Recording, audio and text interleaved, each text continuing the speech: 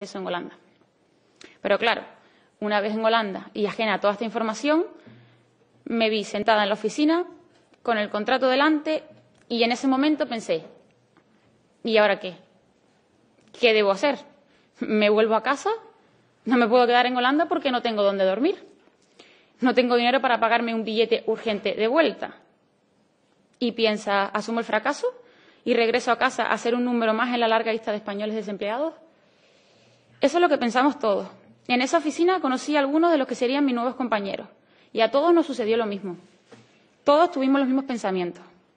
Como no tenemos nada en España, y ya no hablo de mejores condiciones laborales, es que no tenemos ni siquiera oportunidad de acceso al mercado laboral.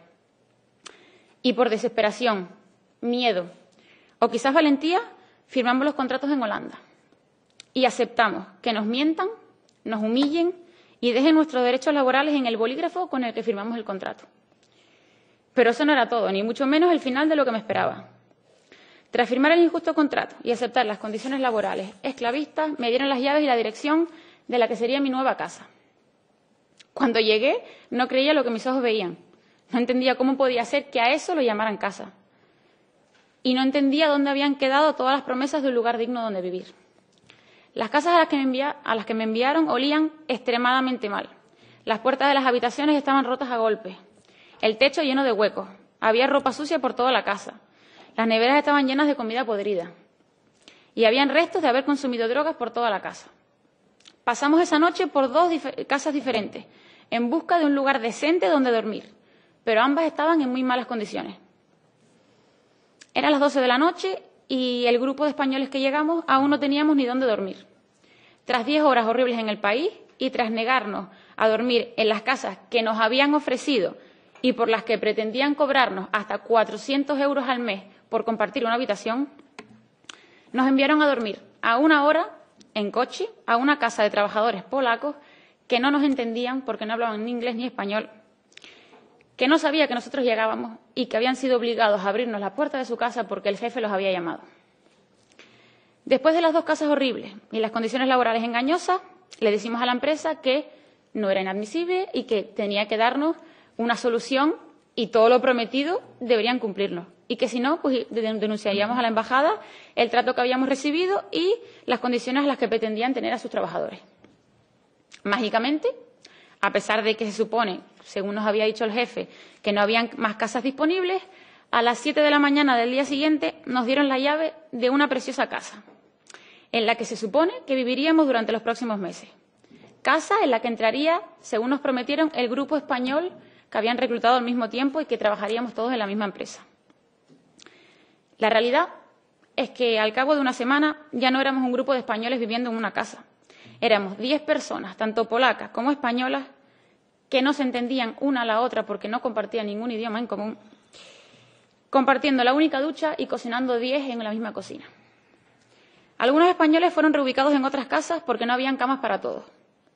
Un mes después recibimos una llamada en la que nos decían que al día siguiente teníamos que mudarnos a otra casa, sin previo aviso, y nos dieron un par de horas para poder hacer toda la mudanza.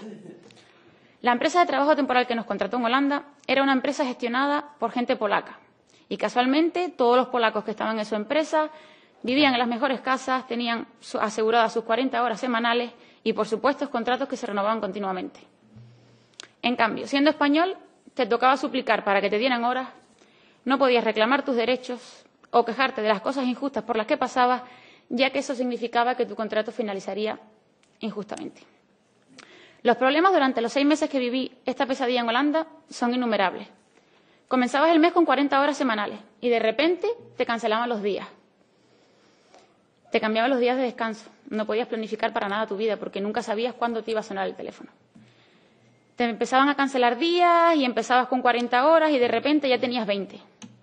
Pasabas de tener un conductor en la casa que vivía contigo que te llevaba a trabajar a de repente que te cancelaran el día porque no tenías con quién ir. Si no coincidían los horarios, no había quien te llevara. O tener que ir 2 horas antes de tu turno. Además de hacer 8 horas, tenías que ir 2 horas antes y quizás esperar 2 o 3 horas después para que alguien te pudiera acercar a casa. Otras veces, 1 hora antes de comenzar tu turno, te informaban que por algún problema inesperado no te podían llevar al trabajo, con lo cual tu día se volvía a cancelar. Sobra explicar que esos días cancelados no los cobras y que trabajes las horas que trabajes mensualmente te descuentan la misma cantidad de transporte. Cada mes ves en tu nómina que te cobran de gasto de alojamiento una cantidad y al mes siguiente otra distinta.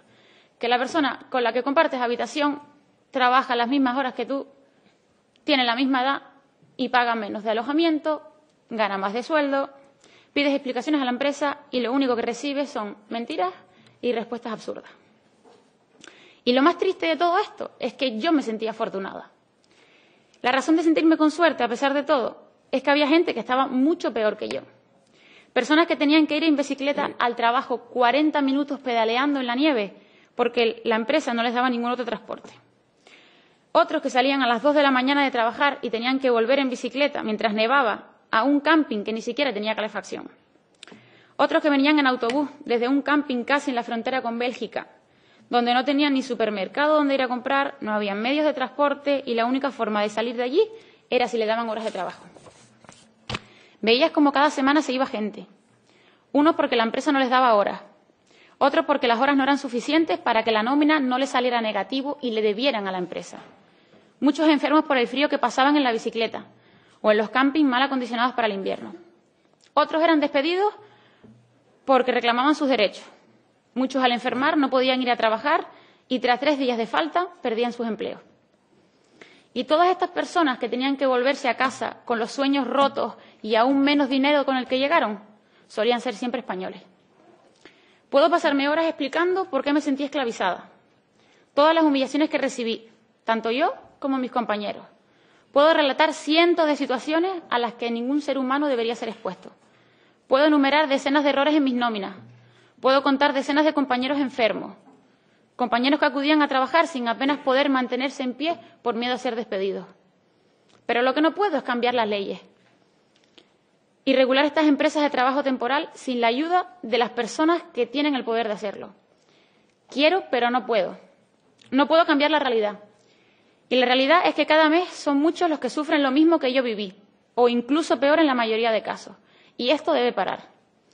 Hay muchas denuncias y mucha información de cómo operan estas empresas. Hay muchas empresas holandesas que se benefician de dicha explotación laboral. Y lo que no hay es regulación ni nadie que les haga frente. En mi nombre y en nombre de todas las personas que han estado o están trabajando en Holanda con estas empresas, pido que nos escuchen y que entiendan que se está permitiendo que los derechos por los que hemos luchado durante tantos años se tiren a la basura. Muchas gracias por haberme permitido contar mi experiencia. Gracias por darme la oportunidad de exponer de primera mano lo que sufrimos todos los españoles que emigramos hacia la explotación laboral. Espero que mi relato sirva de mucho y que el día de hoy sea un día de cambio. Muchas gracias.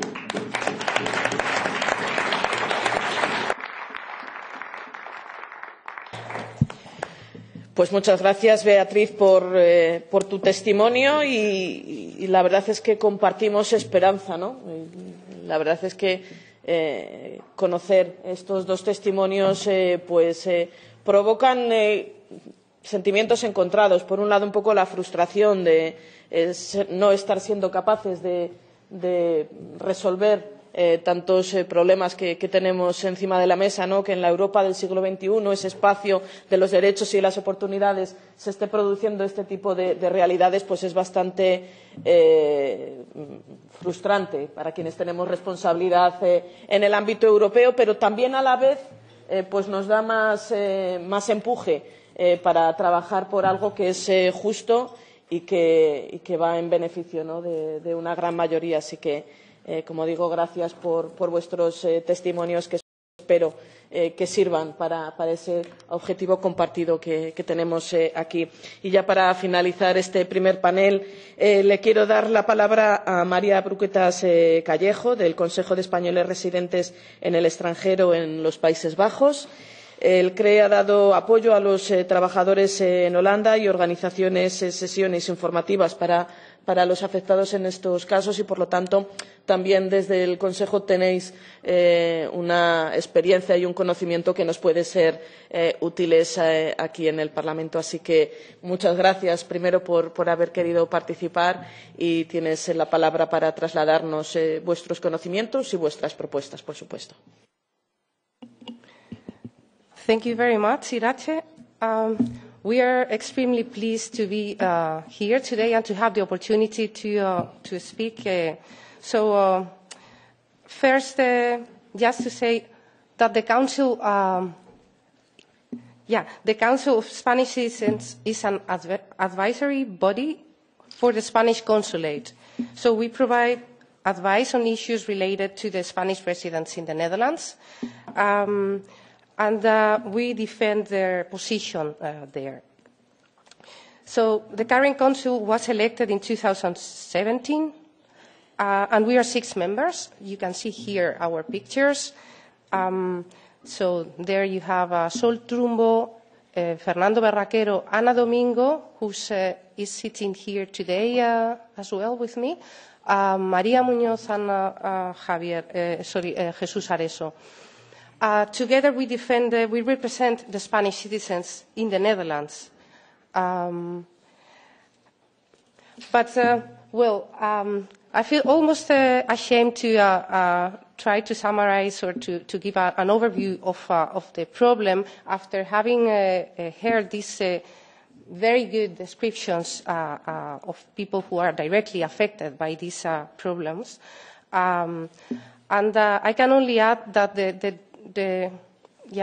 dramatism, I mean, the level of these problems, the problems that we are facing, the people that reach us with their emails, they call us and they tell their stories, they are all comparable to what Manuel and Beatriz today have told today here. But I would like to say something, that the abuses and precarious working conditions of Spanish temporary workers in the Netherlands are a consequence of the extreme flexibilization of the labour market in this country. So in 2019, nearly 40% of the Dutch working population has a flexible labour relation. So it is a structural problem which has to do with political choices. It's not just about a few cases, okay? The cases of Spanish temporary workers in the Netherlands started in 2009, but from 2012 the phenomenon exploded. And unfortunately, there aren't exact figures, but we have some proxies that can give you a good idea of the scope of the issue. Nearly 500 complaints at the employment office of the Spanish embassy show only the peak of the iceberg. And estimations based on the figures of the largest Dutch employment agencies indicate that between 4,500 and 5,500 Spaniards per year get temporary jobs in the Netherlands. But this is not everything. Before the Spaniards, other EU mobile workers were affected by exactly the same problems. So the largest of these communities, just to give you an example, is the Polish one. According to figures of the Polish embassy, there are around 175,000 seasonal Polish workers. So this is only to say that it is not a Spanish problem and it's not a small problem what we are talking today here. But going back to the Spaniards, these workers are scattered around the country, mostly concentrated in the countryside and particularly in the eastern and southern Dutch regions. Mostly they are employed in sectors needing intensive labour but with highly variable production needs throughout the year. Sectors such as logistics, agriculture or food processing.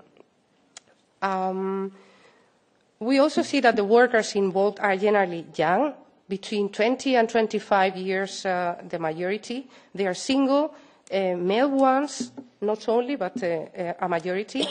And generally they have low educational levels and basic knowledge of English. And importantly, we see that most people engage in patterns of circular migration. So basically, they are today working in the Netherlands, but then they move to another country, go back to Spain. So there is a constant circulation of these workers across the European Union. Many Dutch temporary work agencies are involved in this issue, so from the largest ones to the smallest ones. So it is not an isolated case. It's a quite widespread business model based on the opportunities of existing laws and regulations. But differently than the model based on the Posted Worker Directive, here workers are employed directly by Dutch temporary work agencies under Dutch labour law. And the Spanish workers are therefore exerting their free movement rights by coming to work to the Netherlands.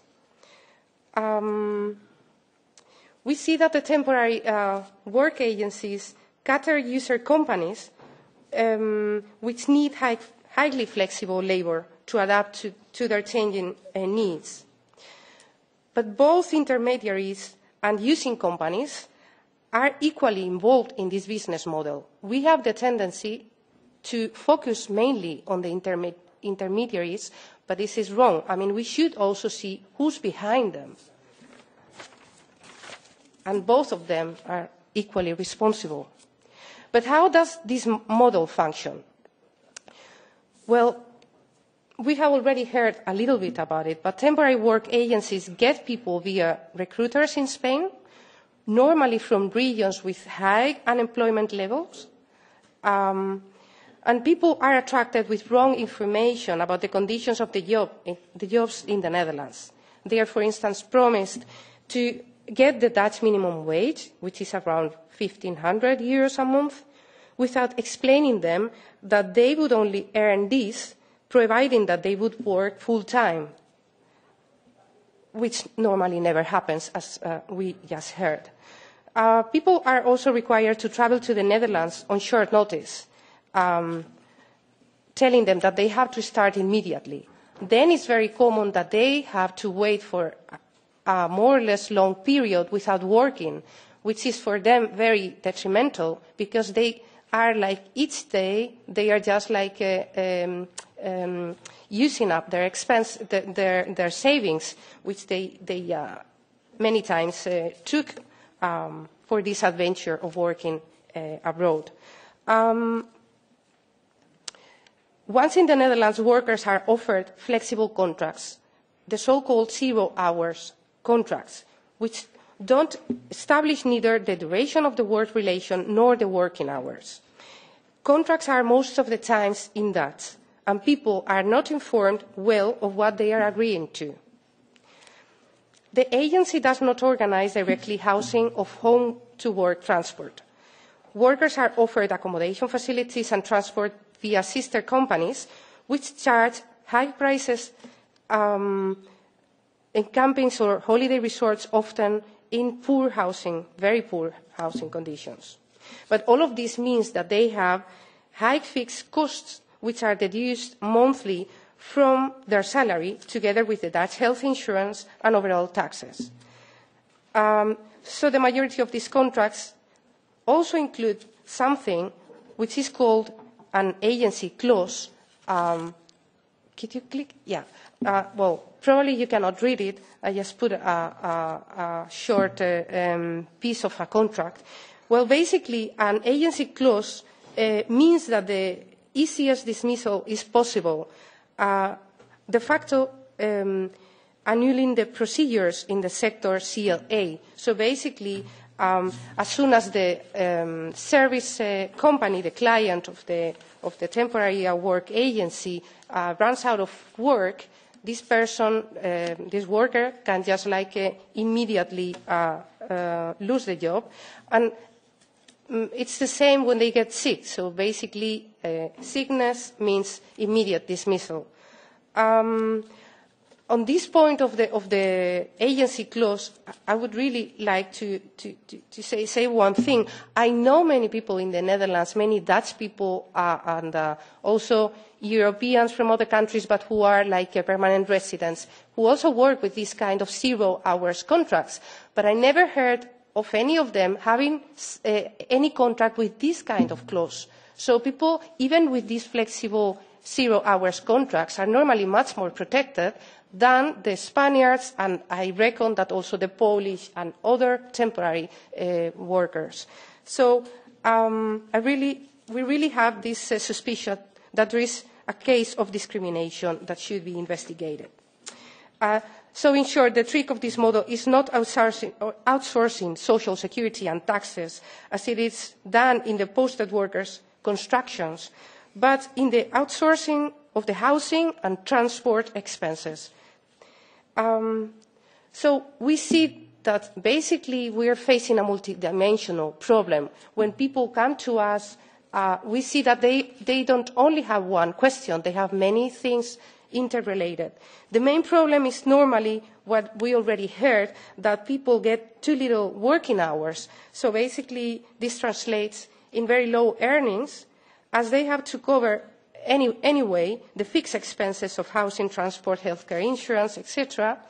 And we see that sometimes they even get negative incomes, like they don't earn anything.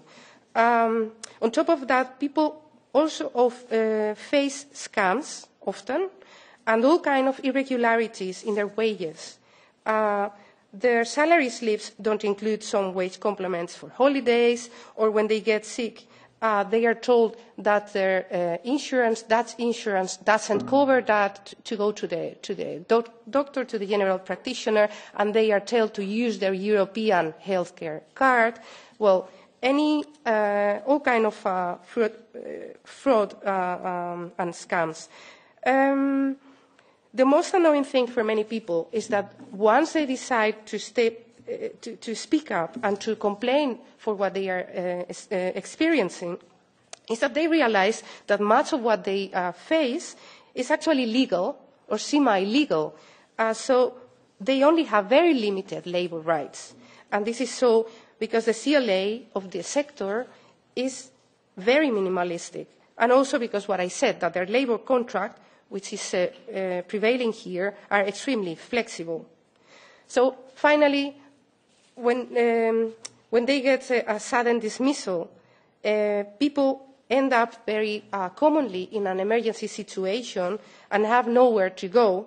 But here the problem is also that they face enormous bureaucratic barriers to access social rights and Dutch organisations and institutions that could help them. For example, to obtain a benefit for a labour accident, and we have several examples of this, or also in order to get an employment benefit, provided that they would have worked enough weeks, which never happens because they are dismissed before that. But imagine if they would be entitled to this unemployment benefit, they would need an electronic signature. In the Netherlands, this is called DGD. But in order to get that, you must be registered as a permanent resident, and people are normally registered by agencies as non-residents. So that means that it's like a vicious circle. They wouldn't be able to get their legal entitlements. Finally, there are additional issues which are very serious as well. We also heard all kinds of problems with poor housing conditions and transport, as I said, access to healthcare. But, they also face many times bullying, harassment, even sexual abuses and rapes. I mean, there are happening all kinds of very tough and difficult things. And we also notice that there are interethnic conflicts between different communities of EU mobile workers. So this all adds to a situation of extreme precariousness and vulnerability. So what have we done as a Council? We have identified two main issues where we think that something must be done. One is the misinformation, and the other is the protection, the lack of protection that these people face. And therefore, we have designed a twofold strategy. So on the one hand, we have provided workers with information on their rights and on their actual working conditions through an online Facebook campaign. This was, by the way, very successful. We had thousands of visits to our posts, and we did this campaign together with our partner, Fair Work, which is an NGO that works against labour exploitation in the Netherlands. We closed down this campaign with an offline event where we had more than 80 participants, and the campaign was also substantially covered by the media, so we were able to increase the visibility of the issue. And besides this, what we are doing is reaching out to other partners. So we have made contacts and meetings with relevant Dutch and Spanish actors, unions as the FNV, Labour Inspectorate, Embassy, Federation of Employers, NGOs. And our goal is to try to facilitate the solution for individual cases, easing bureaucratic barriers and promoting cooperation, which we believe that is still very insufficient. What are our demands? To wrap up, to the temporary work agencies, we demand that they provide reliable information about the working conditions. So that's in origin, but also here. People need to get contracts in Spanish or in a language that they can understand, etc. We also demand from them that they guarantee minimum working hours and duration of the contracts. And we also ask them and the user companies to take responsibility in the provision for good quality accommodation. To the Dutch authorities, we demand a stricter regulation of the temporary sector as to convey a CLA that protects workers sufficiently. The agency clause must be forbidden. We also ask them to take responsibility for the EU migrant workers who land in emergency situations after a sudden dismissal. The Netherlands profits from this form of labour migration, which provides labour force for sectors where Dutch don't want to work. Therefore, the Dutch state must take responsibility here. We also demand a solution for the bureaucratic bottleneck that hampers people's access to social rights. And at the European level, we applaud, and I'm almost finished, we applaud any initiative facilitating a better supervision of EU migrant workers' rights. So we believe that the ELA is a great opportunity, but at the same time we remain sceptical about in how far it can actually lead to improvements in this issue because of the scarce competences of the Labour Inspectorate in the Netherlands and the very limited CLA of the sector. In any case, we have great hope that it will actually help. Finally, we have a demand or a question whether it would be possible to conduct a European-wide investigation about the labour and social rights of EU temporary workers across different countries. So we would like to ask we would like to ask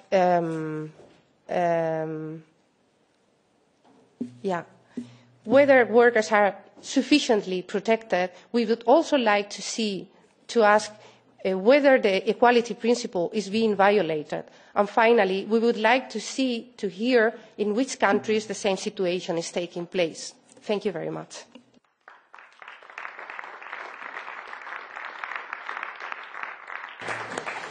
Muchas gracias, María. Le comentaba antes de comenzar a María que estamos, como os decía, en el final de la legislatura.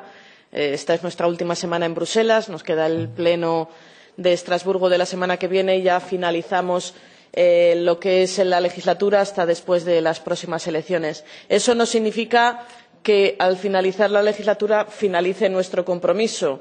Aquí las personas vamos y venimos, pero las situaciones continúan, las propuestas también y, en cualquier caso, sean quienes sean las personas que estemos en el Grupo de Socialistas y Demócratas, en cuanto comencemos los trabajos de la próxima legislatura vamos a retomar esta idea. Vamos a ver si, le decía María, cómo podemos llevar a cabo este trabajo también de investigación, incluso académica, para ver cómo se están produciendo este tipo de situaciones en otros espacios de la Unión Europea, en otros países, y de cara a ver si podemos compartir propuestas comunes.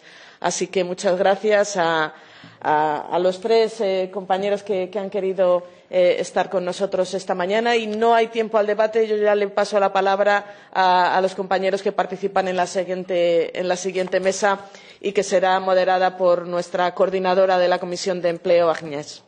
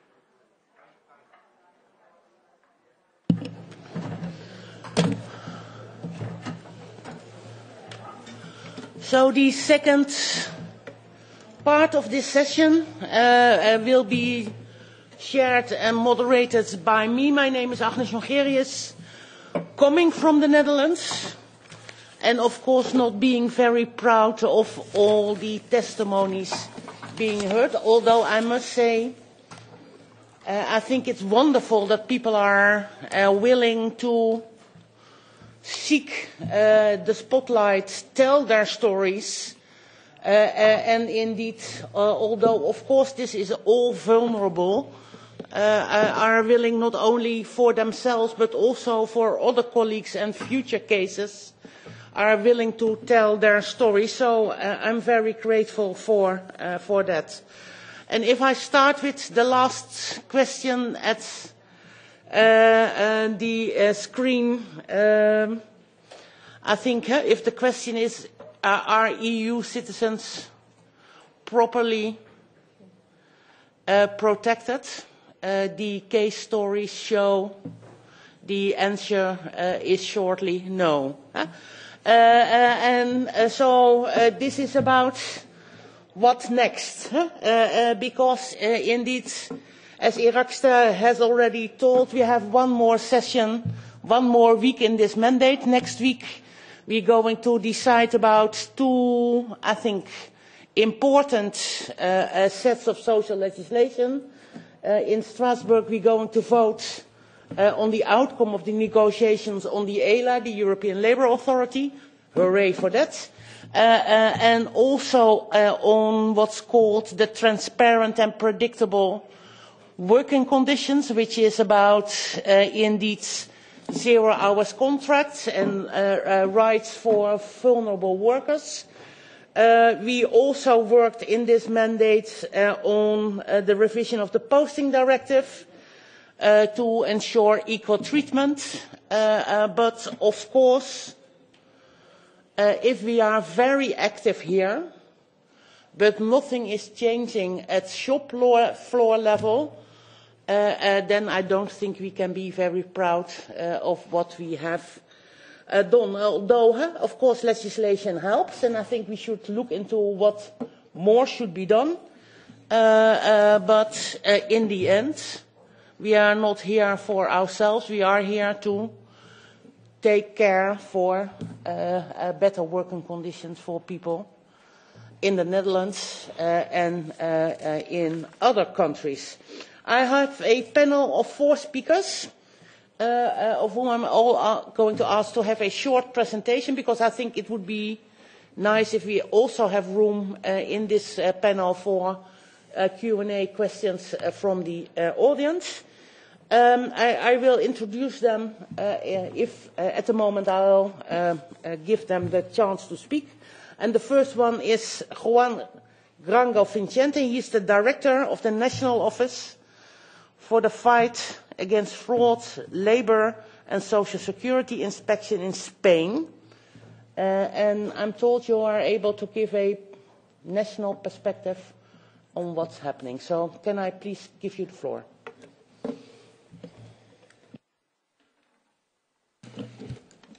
Bueno, pues buenos días a todos y a todas. Muchas gracias por la invitación. Tengo que disculpar a la directora de la Inspección de Trabajo y Seguridad Social, pero bueno, desde responsable de todo lo que es las competencias directamente relacionadas con la Autoridad Laboral Europea de la Inspección, pues transmitiremos un poco cuál es la actuación de la Inspección española, en qué aspectos podemos sumar a la Autoridad Laboral Europea, en la que se cree desde el Ministerio de Trabajo firmemente y se apoya tanto su constitución como el desarrollo necesario que tiene que llevar. Con lo cual, para ajustarme el tiempo y que sea posible esa participación y debate, voy a exponer brevemente en qué consiste o cómo trabaja la Inspección de Trabajo. En un primer momento, es importante destacar que casi somos la excepción en el ámbito de la Unión Europea respecto del ámbito competencial. Esto significa que la Inspección somos encargados de vigilancia y exigir el cumplimiento de toda la normativa, convenios colectivos y contratos, tanto en relaciones laborales, en seguridad y salud en el trabajo, en todo lo que es seguridad social y economía irregular o trabajo no declarado, empleo y, fundamentalmente, en la vigilancia de que los ciudadanos de terceros países de la Unión Europea lo hagan con los permisos de residencia y trabajo exigidos por la normativa. La Inspección de Trabajo es una institución española que somos centenaria, con lo cual hay varios aspectos que ya destacamos. Uno, la gran capacidad que se ha tenido de adaptación a los cambios que han vivido el mercado de trabajo, las nuevas formas de organización social y empresarial e incluso los derechos de los trabajadores. Evidentemente, siempre está dirigido a obtener unos resultados. De hecho, una obsesión es la mayor eficacia de la actuación. Es decir, creemos firmemente en que cada actuación de la inspección tenemos que tener unos indicios de fraude y ser muy eficaces. Pero la función fundamental de la Inspección de Trabajo en España es una función social, es una protección de los derechos de los trabajadores, que tampoco se puede desvincular de garantizar una competencia leal entre empresas. Tenemos que procurar que las empresas que cumplen con sus obligaciones sean competitivas y no encuentren en aquellos incumplidores un riesgo para su negocio. Y, por último, simplemente destacar que requiere una gran formación de todos los funcionarios por el cumplimiento o la exigencia de cumplimiento de toda la normativa tan amplia que tenemos que vigilar. Sí que es cierto que la actuación de la inspección está dirigida a un procedimiento administrativo sancionador muy consolidado y con unas enormes garantías para las empresas que se ven afectadas, pero también detectamos numerosos delitos que, en ese caso, se suspende el procedimiento sancionador hasta que los tribunales se pronuncien. Un pilar fundamental de la actuación de la inspección es la gran coordinación y colaboración con el resto de las administraciones del Estado. ¿Por qué? Porque la inspección por sí sola no puede afrontar toda esta lucha. Por lo cual, y por motivos de tiempo, no voy a enumerar todas, pero sí que hay que destacar que todas las entidades gestoras relativas a prestaciones, fundamentalmente la seguridad social, ahí hay una doble colaboración, una en cuanto a la información y otra anualmente hay un plan anual de objetivos donde se indica cuáles van a ser las materias a comprobar y a vigilar. Destacar dos órganos muy importantes fuera del ámbito de la seguridad social, que es la Agencia Estatal de la Administración Tributaria, con la que también hay un intercambio de información muy fluida y con los que se realizan inspecciones incluso presenciales conjuntas en centro de trabajo, dando pues una actuación totalmente integral en la empresa y transmitiendo la coordinación dentro de la Administración que es necesaria. Evidentemente, las fuerzas y cuerpos de seguridad del Estado que nos garantizan la integridad en el desarrollo de nuestras funciones y una cuestión que aquí nos afecta mucho respecto a la Autoridad Laboral Europea y es también una realización de inspecciones conjuntas con la inspección de transportes para detectar todo el tipo de sociedades, empresas buzón, que hoy en día pues es una figura de fraude emergente que creemos que tenemos que frenar y con la ayuda de la Autoridad Laboral Europea también sumará. Fuera de esta planificación con los organismos, dentro de la inspección disponemos de una herramienta de lucha contra el fraude que depende de la Oficina Nacional que dirijo y que tiene dos metodologías fundamentales. La primera, a través de cruces masivos de datos en los que se crean unas reglas de negocio. Esos son patrones de fraude que se protocolizan por los inspectores y subinspectores que trabajan en dicho equipo y, por otro lado, la minería de datos. Ese es un poco el esquema de cómo funciona. Podemos ver en la diapositiva a la izquierda el equipo de inspección donde se determinan esos patrones de fraude con el análisis también de nuestro sistema informático y a la derecha los cruces masivos de datos con todas las bases de datos que hemos incorporado gracias a los convenios de colaboración firmados. Ahí, fundamentalmente, es la base del órgano competente en seguridad social, pero luego está la Agencia Estatal de Administración Tributaria, Ministerio de la Secretaría de Estado de Migraciones y un largo etcétera.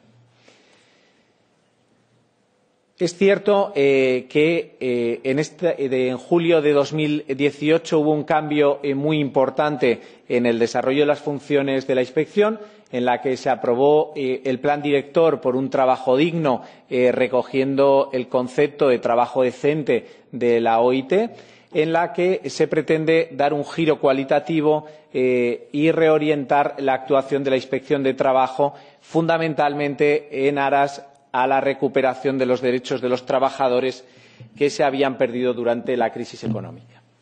Para ello, se establecen una serie de medidas, 55 operativas en las que son campañas de inspección, formaciones a nuestros funcionarios, un largo etcétera, para potenciar esas actuaciones. Todo ello tiene que ir acompañado de medidas organizativas que refuerce el sistema de inspección de trabajo y seguridad social. Todo esto no se puede hacer, como hemos apuntado en la primera mesa, sin unos cambios normativos y el refuerzo del diálogo social, en los que creemos que tanto los interlocutores sociales tienen un papel esencial. Y, por último, después del seguimiento del plan, hay dos planes de choque, medida casi estrella del plan director, en la que se va a afrontar de manera inmediata y frontal el fraude en el abuso de la contratación temporal y en el uso irregular del tiempo parcial. Estos planes de choque tuvieron dos fases. Una, a través de la herramienta de lucha contra el fraude, se detecta aquellos contratos que tienen aquellos contratos temporales que tienen una duración más allá de la legalmente permitida, y por otro lado aquellas empresas que tienen índices de parcialidad muy altos. Se les remite una comunicación en la que se les indica ese posible fraude o situación irregular y se les invita a que regularicen esa situación. Luego hubo una segunda fase en la que se hace ya directamente actuación inspectora. Los resultados podemos ver en materia de contratos una regularización de un 76%, dato totalmente más alto de lo esperado, y en materia de tiempo parcial un 17%. Si bien es cierto que el dato no es tan alto, hay que poner en valor el mismo por dos motivos. Primero, porque el índice de fraude era más débil, y segundo, porque las comprobaciones inspectoras en tiempo parcial pues son mucho más complicadas que en materia de contratos. Y eso las empresas lo saben, con lo cual son más o les cuesta más esa regularización. Estos datos del plan director, unidos a la actuación ordinaria que se venía o que se realiza desde la inspección por nuestros inspectores y subinspectores en el trabajo con las empresas, han dado los mejores datos de la historia en materia de contratos. Se transformaron en 2018 193.000, casi 94.000 contratos, y en materia de tiempo parcial estaríamos y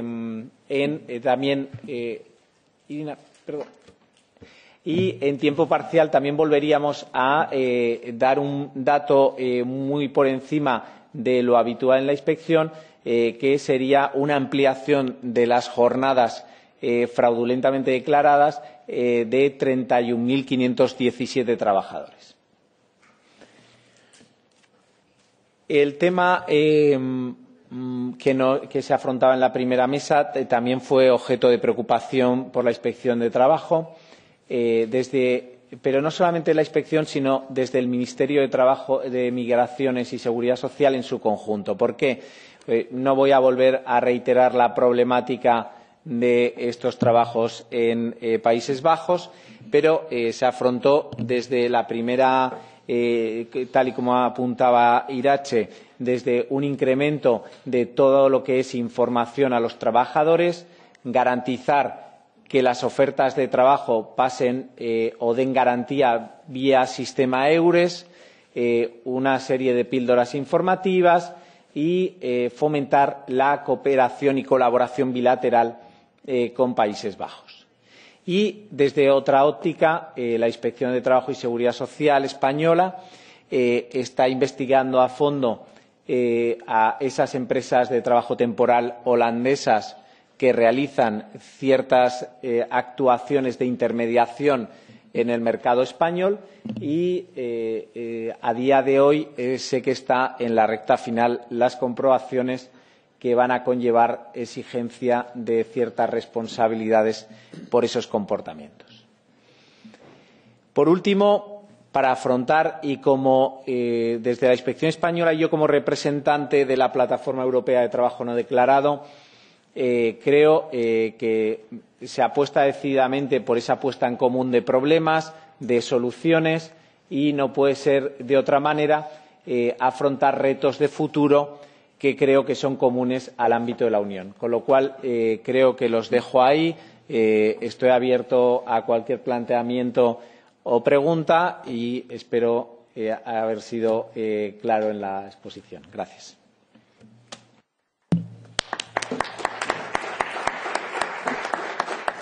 Thank you. Indeed, quite useful.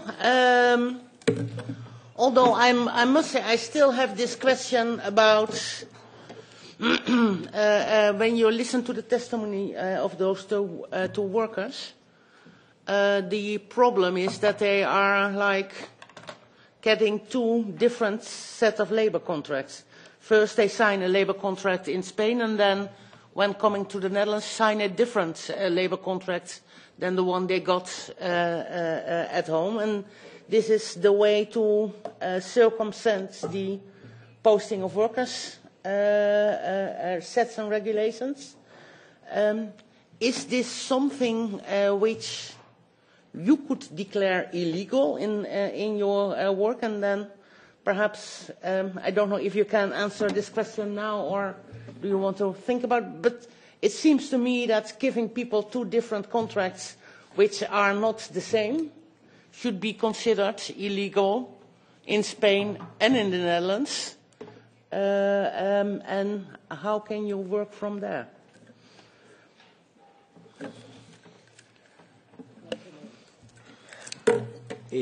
Bueno, es un tema que se estudió a fondo, que se está estudiando a fondo. Conforme a la normativa, no es una situación de desplazamiento, dado que son contratados por empresas holandesas para trabajar en Holanda, con lo cual no hay un desplazamiento. Lo que sí que se está analizando es esa actividad de intermediación o de captación de los trabajadores españoles. Pero, como tal, en conceptos o del análisis jurídico, no es una situación de desplazamiento. Entonces, se puede exigir desde España por esa actividad de intermediación.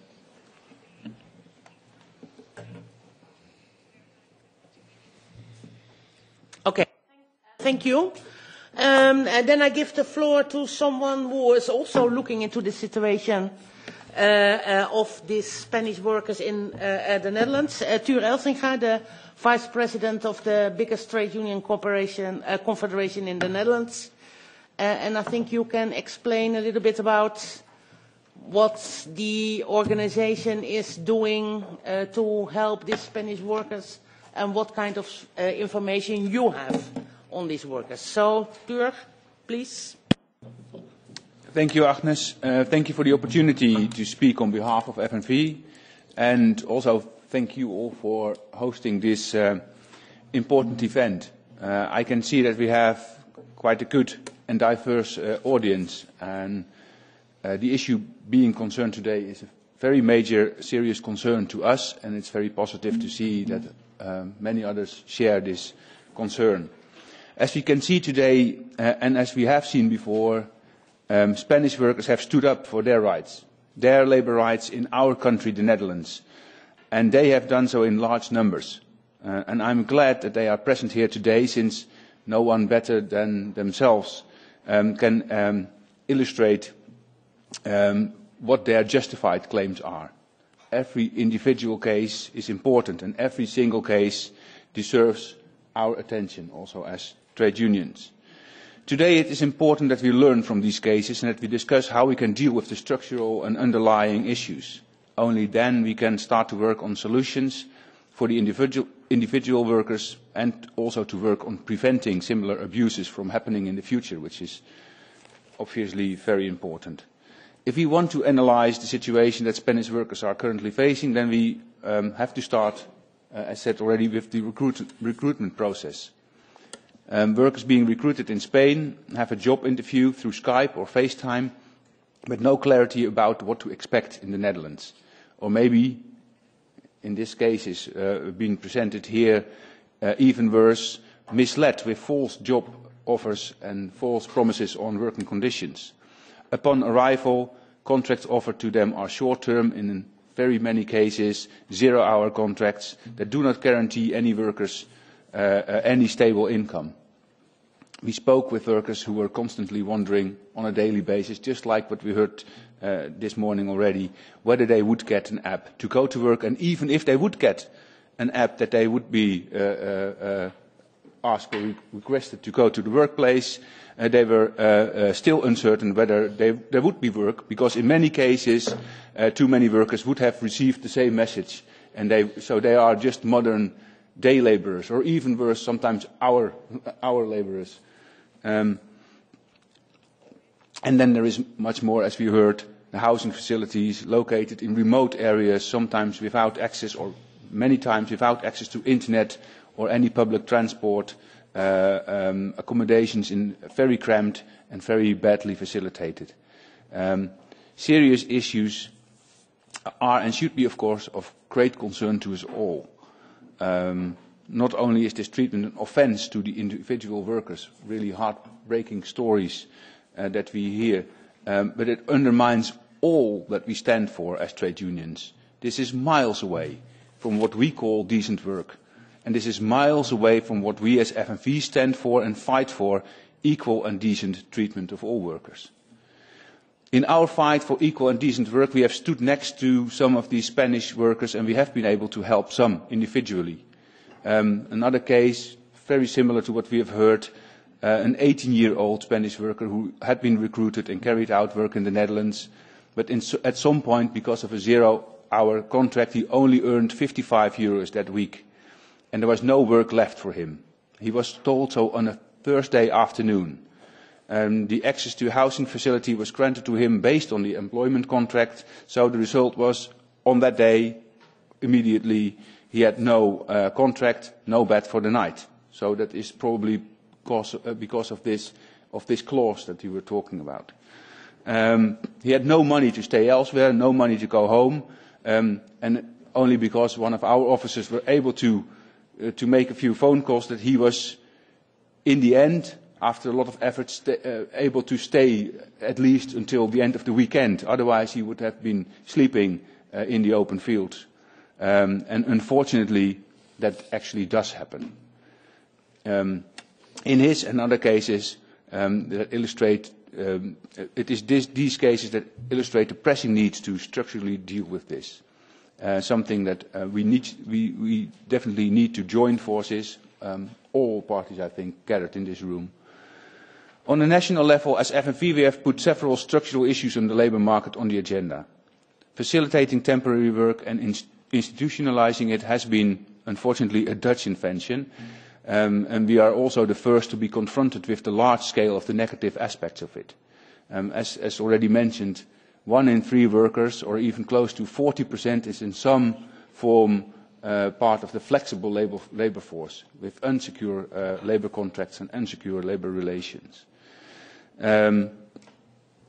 So we have put the negative aspects of this superflex agenda high on the political agenda, and quite successfully. Superflex and related problems of zero-hour workers' contracts and flexible working schedules are being discussed now politically in the Netherlands. But we still have to push very hard to actually have the regulations changed. And trust me, we are pushing hard, but we are not there yet. On a transnational level, on the EU level, we have to work on regulations for fair mobility. And yes, we are working on that. But we also can still do better there. And we can do much better on implementing just regulations on a level playing field. And, of course, on enforcing them. We have to stop the competition on working conditions and labour costs as such. As FNV, we work hard on achieving this. Not only here in Brussels, we negotiate on clear regulations, but also in our home country, hosting many EU mobile workers, working on fair regulations, ways to enforce them, and actually granting access to remedies. It is important that workers are informed before their departure. Workers should know what their legal position is also in the hosting countries, and also how they can enforce it, and where they can get the support they need. Because that is what also comes down, as we have seen in these cases, that Spanish workers, these workers have been proactive, they have stood up, and they have filed complaints at their embassies. But they should also be able to find their way into the local institutions and the labour inspectorates, and of course to the trade unions. And this is where the ELA, the European Labour Authority, can and should have a crucial role, we think. This case shows how important it is that regulations on labour mobility are enforced also at EU level. It shows how relevant it is that not only social partners but also trade unions themselves in the sending and hosting countries can put these kinds of alarming cases on the agenda of the ELA. Especially in the case of labour mobility, trade unions in the hosting and sending countries are often one of the first to receive signals of individual and also of structural abuses. So ELA can and should play a role, as they intend to, in informing workers about their rights in the hosting countries to start with, but also on how, if their rights are not being respected, how they can file complaints. This is very important to prevent ongoing abuse in the first place. In order to be actually effective, the ELA should be especially operational and not just a political organization. The tiger needs teeth as well. It cannot be just a paper tiger. So it should have a concrete working agenda, a work program to decide independently from the European Commission. And the ELA should work towards clear results with concrete targets and priorities. It should be acting proactively as well in cases of severe transnational and social fraud and abuse. And it should have an active role in coordinating complaints that have been filed. Not all, but most mobile workers tend to go back to their home countries at some point, or through circular migration. And it is important that labour inspectorates exchange the information, working together, all of them, and with the ELA, and the ELA can have and should have a coordinating role in that. ELA should, as I mentioned before, work directly on all terrains together with trade unions. And the ELA should, of course, work with a broader network, including Eurojust, Europol, etc., all these kind of institutions, to combat the larger forms of all kinds of transnational social fraud and abuse. So, concluding, the ELA should have a decisive role in combating labour abuses, and it will need to show its teeth, as I think we have seen today how urgent the need to do so is. This is a very serious and important matter that brought us here today. Unfortunately, not a very happy occasion, but it is now definitely our responsibility to join forces and to work together on improvements in our own capacities, at home and together, but also in looking into the role that the ELA could play in this. Thank you very much. Thank you, Ture. Like I said, we're going to vote on the outcome of the ELA trilogue next week. And that is indeed important. It's important that indeed the inspections do not stop at the border anymore because of a lot of circular migration happening.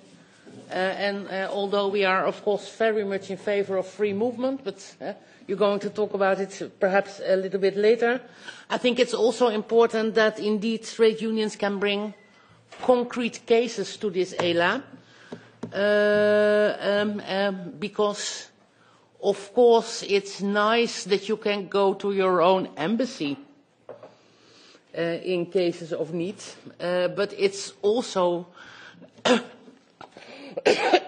little bit sad that that should be your last resort, preventing you from being thrown out of your accommodation.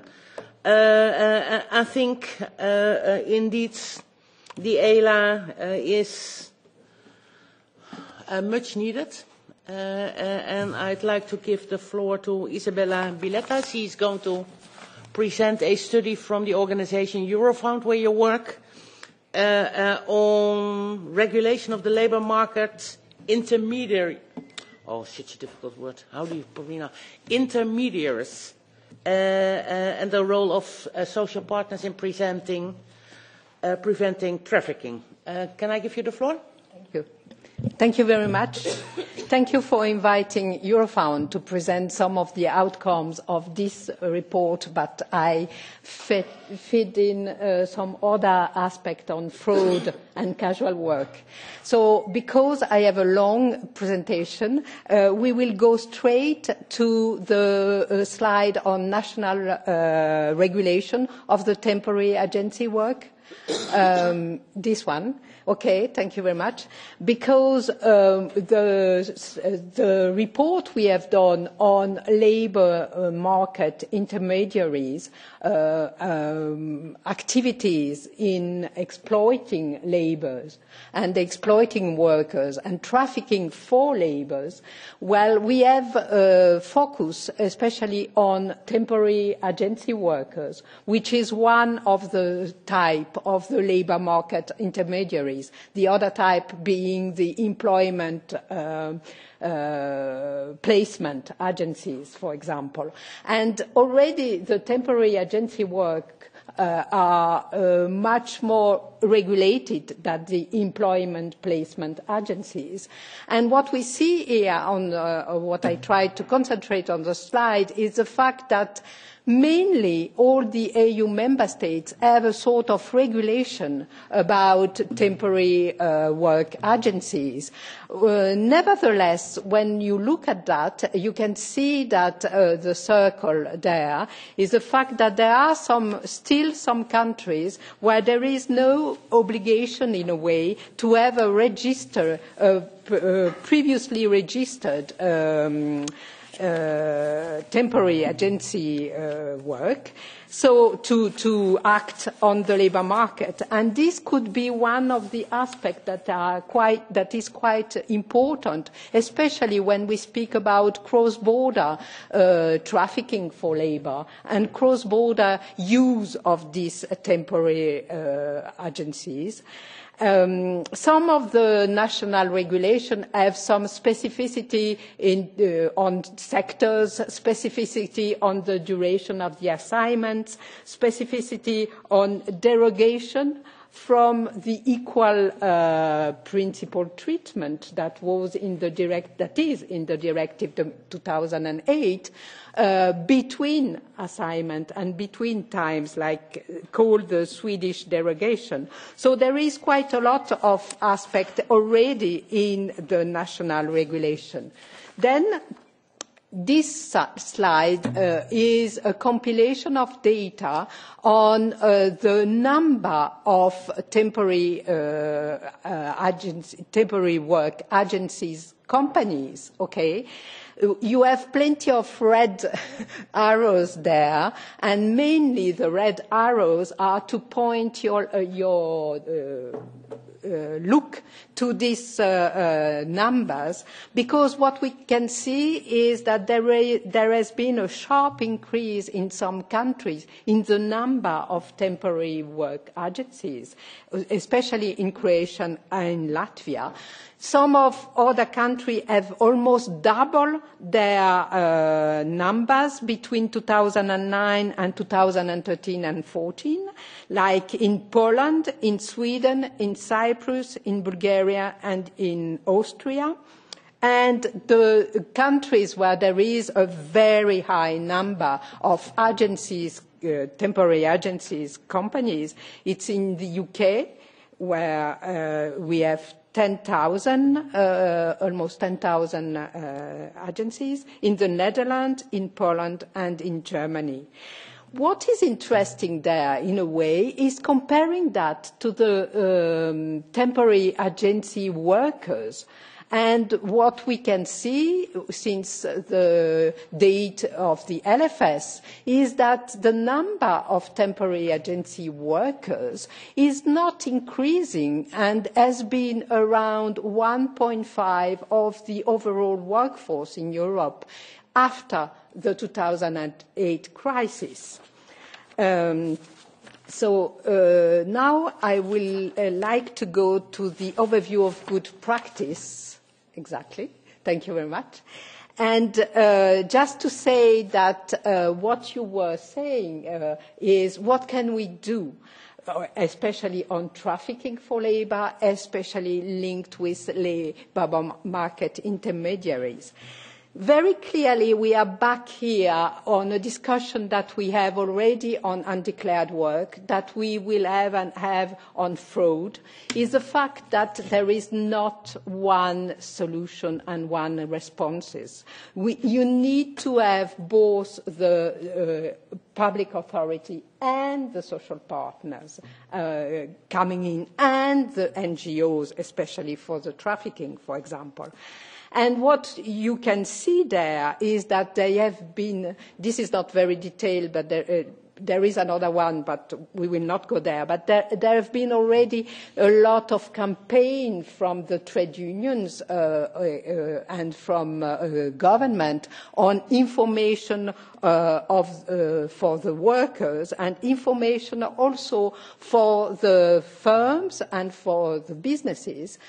Some of the employers' organizations in certain countries have developed the code of conduct, and linked with that some campaign on information on what is supposed to be a genuine labour market intermediary, okay?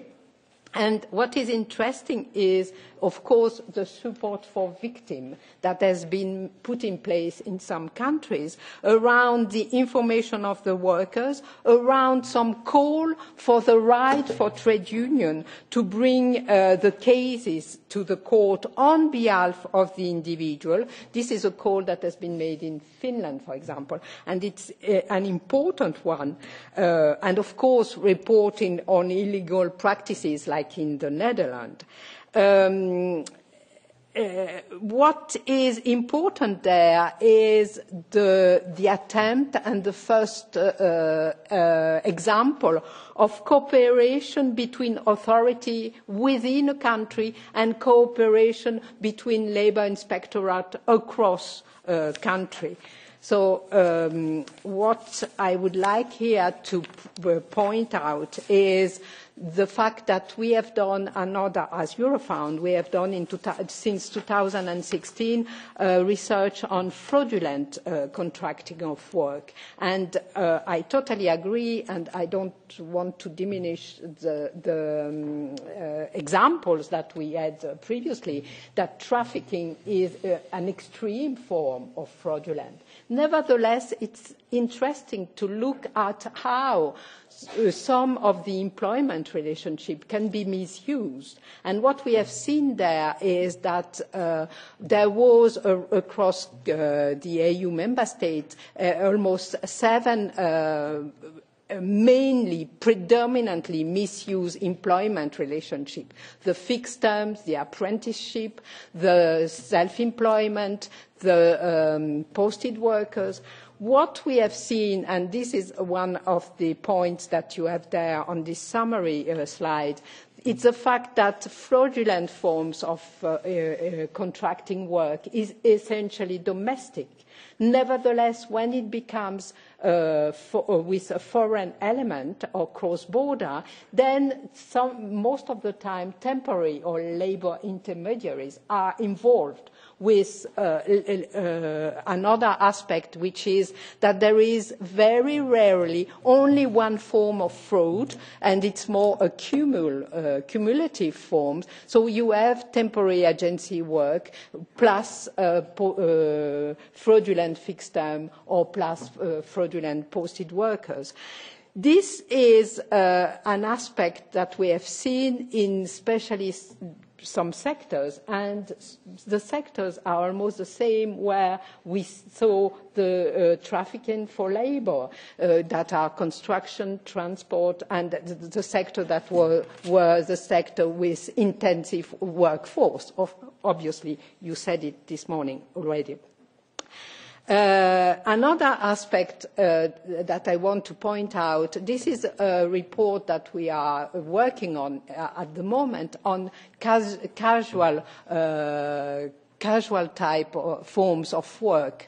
And what I want just very shortly to speak about is the fact that we see a sort of standardization of the casual forms, and the casual forms are mainly intermittent, seasonal, as we have seen, and on call, on demand, the 0-hour contract, but not only. And what is important there is this aspect that, in a way, flexibility that is requested on the labour market it's almost not enough at the moment, even if we have a legislation and a regulation on some sort of flexibility. So this is interesting, at least in my view, to reflect upon, because there we have the same issue about enforcement and aspect. Another point that I really want to underline that is a sort of challenge on this casual form of work, increased flexibility to trade unions, because trade unions don't have per nature or per construction the membership of this kind of workers, okay? Because there are two contingents, so they don't go to trade union. And we have seen in some countries that some of the trade unions are not do not consider themselves well placed, not only to try to organize these workers, but also to report and to represent their interest. Because this is quite challenging for a trade union, because this kind of casual forms of work is a little bit at the extreme. It's now becoming more standard, but at the extreme place vis-à-vis the trade union common interest and public interest. And this is a real challenge and a real problem. What I want to just mention to you is, if we can have, no, sorry, exactly. One aspect here, and we spoke about that, this is a very short and not completed slide on the cross-border inspection and controls. We have done recently a very short survey around across the country to know a little bit more about the regulation on this and to complement the survey that has been done in the EU undeclared work platform. And this is not at all the last version, but this is important because what we can see is that there are very few regulations as such on this cross-border, but there are some practices that have been developed a little bit. So as we have said previously, I don't know who said that, but regulation is not always the solution. The practices perhaps is more interested. And I want to mention this because I think we are speaking about labour market intermediaries in a little bit, at least in our own report at that time, which was 2016, 2014, 2016, already very old, a little bit in a conservative way, because here we have seen that there has been a development of online intermediaries, online placement agencies, which in a way will challenge our own way to regulate, our own way to intervene on the labour market. I put it down a short summary of what the ELA could contribute to, in my view, at this stage. But I believe Federico will say everything on that. But we are back on the trying to get the information and the right information at the right time. What we have seen and what you have said this morning already is the fact that there are some, not only some of the companies that are fraudulently using and abusing workers, but some of the companies are disappearing, and they disappear and they change form very rapidly. So this is one of the key challenges, and the increasing the possibility for cross-border information and cross-border enforcement. This is a key issue, and if it could be favored by the ELA, it could be useful. Okay. Thank you. Isn't it the case that when a plane is in difficulty, people say brace for impact? I think your presentation shows that indeed brace for impact. There are challenges for the ELA. I think they will also be addressed in the next panel. But indeed, if the number of TVAs has already been doubled in the past period, and the online platforms are only starting to appear, indeed, I think we should say brace for impact, because in a temporary work agency, perhaps it's a little bit clear who's the employer, but with all these online platforms, they also try to disappear as an employer, paying people the appropriate amount and paying their taxes and social welfare contribution. But of course, we are trying to fight to see if we are able to brace for impact. Federico Pancilli, you work for the unit free movement of workers of DG Ample. Yes. So perhaps you could give, from your perspective, some guidance, not only for the Spanish workers, but for freedom of movement in general, before we hand the floor to the next panel, which is about the ELA especially. So can I give you the floor? Thank you very much. Well, first of all, thanks for inviting the Commission to this very interesting and useful discussion. There are two things that stuck in my mind, and there are, when 1 year ago we were still debating the Posting of Workers Directive, and we were thinking about negotiating about workers' accommodation, whether to introduce that. When we have today the proof that we were not debating about general abstract concepts, but real concrete cases like those of Beatriz and Manuel. And I think we have delivered somehow a response or a potential response to some problems that can come out. And another thing that stuck in my mind is that last year during the last year, so we were discussing about the Posting of Workers Directive, there was always the kind of implicit assumption that the problems were lying in the flows between East and West, whereas problems with the fraudulent use of posting or fraudulent use of free movement of workers are basically all over the place. And there is no need to demonize some particular flows or some particular sectors, but we need to have a realistic grasp on reality and understanding where the problems lie and to tackle them effectively. So I think ELA is on the menu of today, so I will basically try to address your expectations about the European Labour Authority and what it can and what it cannot do. And I will actually start by saying what ELA is not. There is in some circles the idea of ELA as a sort of European labour police, which is not exactly the idea of ELA. And I will I will make it more precise in a minute.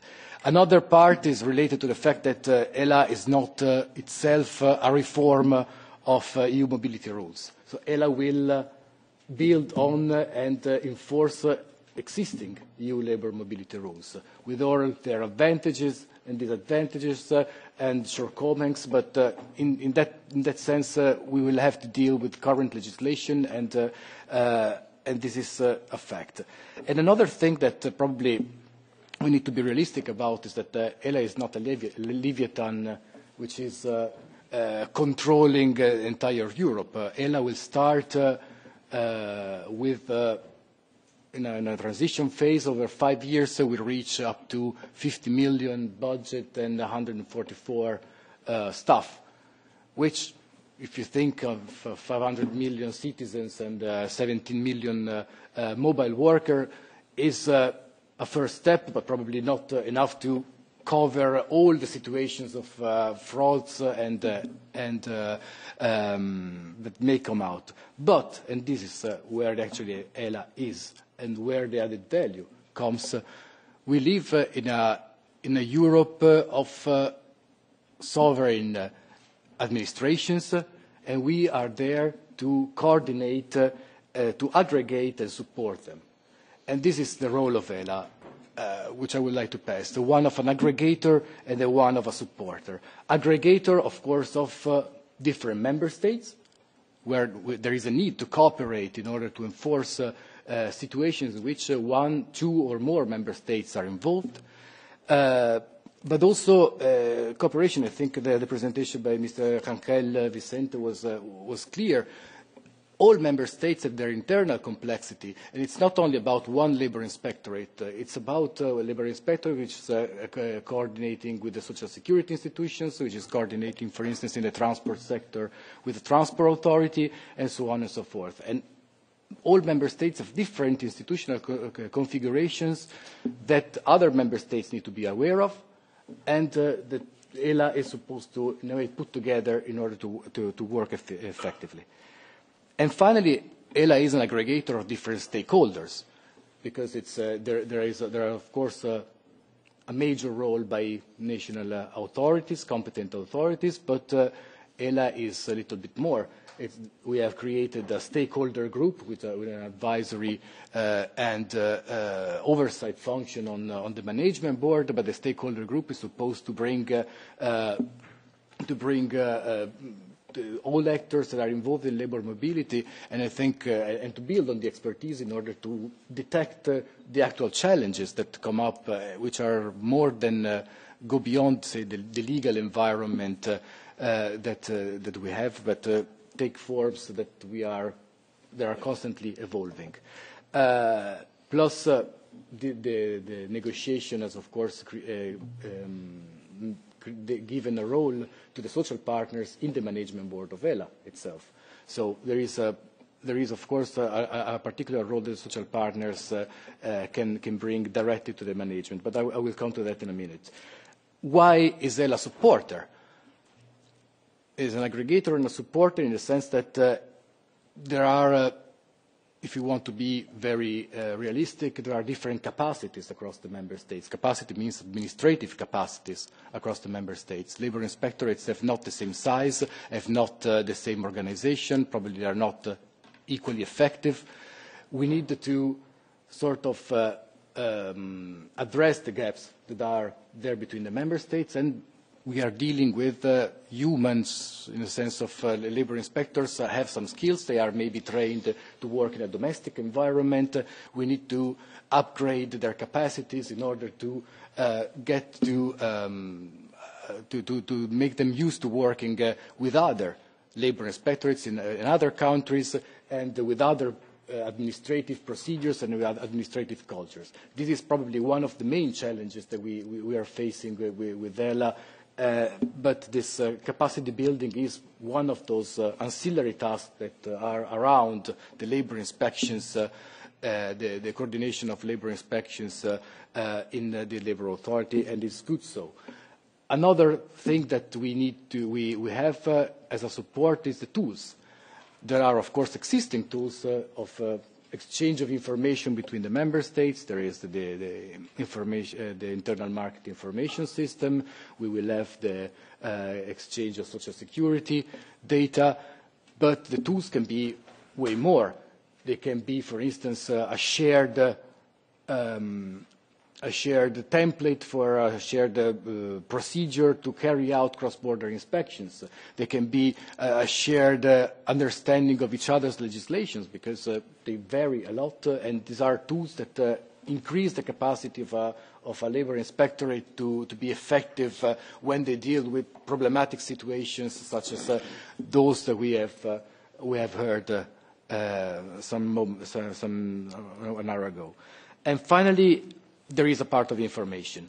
Information was part, we have defended as a Commission our proposal in front of proposals to eliminate this part, because it was important to give the information, and I think today is witnessing that information to people in order of awareness of their rights when they go abroad, and of course awareness of the problems that can come up when you go to work in another member state. Of course, Europe is very wide, and it's very wide. Language is a barrier, and this is of course the first part that the worker the first risk that the worker can incur in is entering a different country with not only different rules but also different language that the worker needs to overcome in order to understand where he's in, and a network of contacts that you may have home but you don't have when you are in another member state. So not everything can be addressed by ELA, but this can be an added value.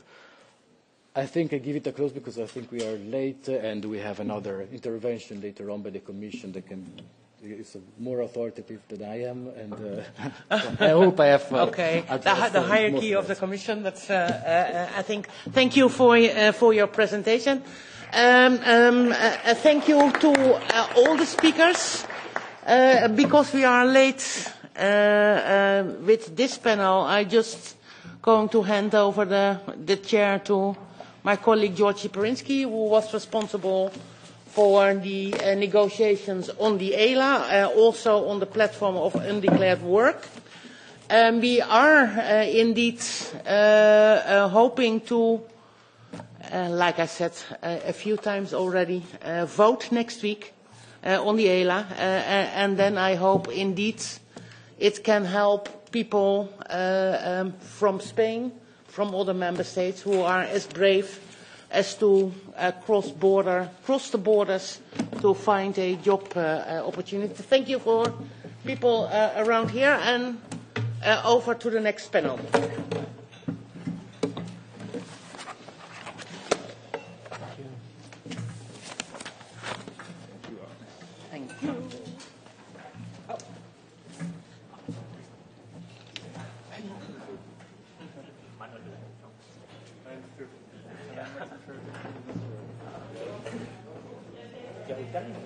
I'm French, but rooted in Italy. Yeah. Okay. Quite European. Of course. Jordi. Jordi. Yeah.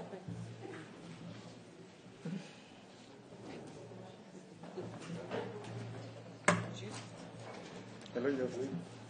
Hello. Hey. Hey. How you doing? Hello. Yep. Mr. Corte.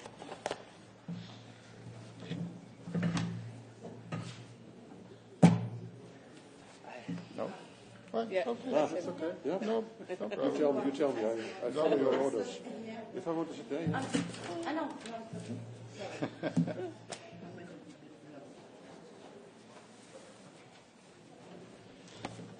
So, who do you put here? Me. Okay. You go, Leslie. Thank you. Perfect. Okay. Good. Change your words. I'll be short. Yeah. 3 minutes. Yeah. 3 to 5 minutes.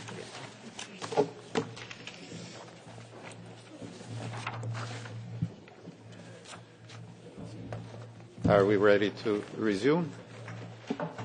It seems so, so I'd like to also welcome you, introduce this panel, and give the floor to the persons on the panel as quickly as possible.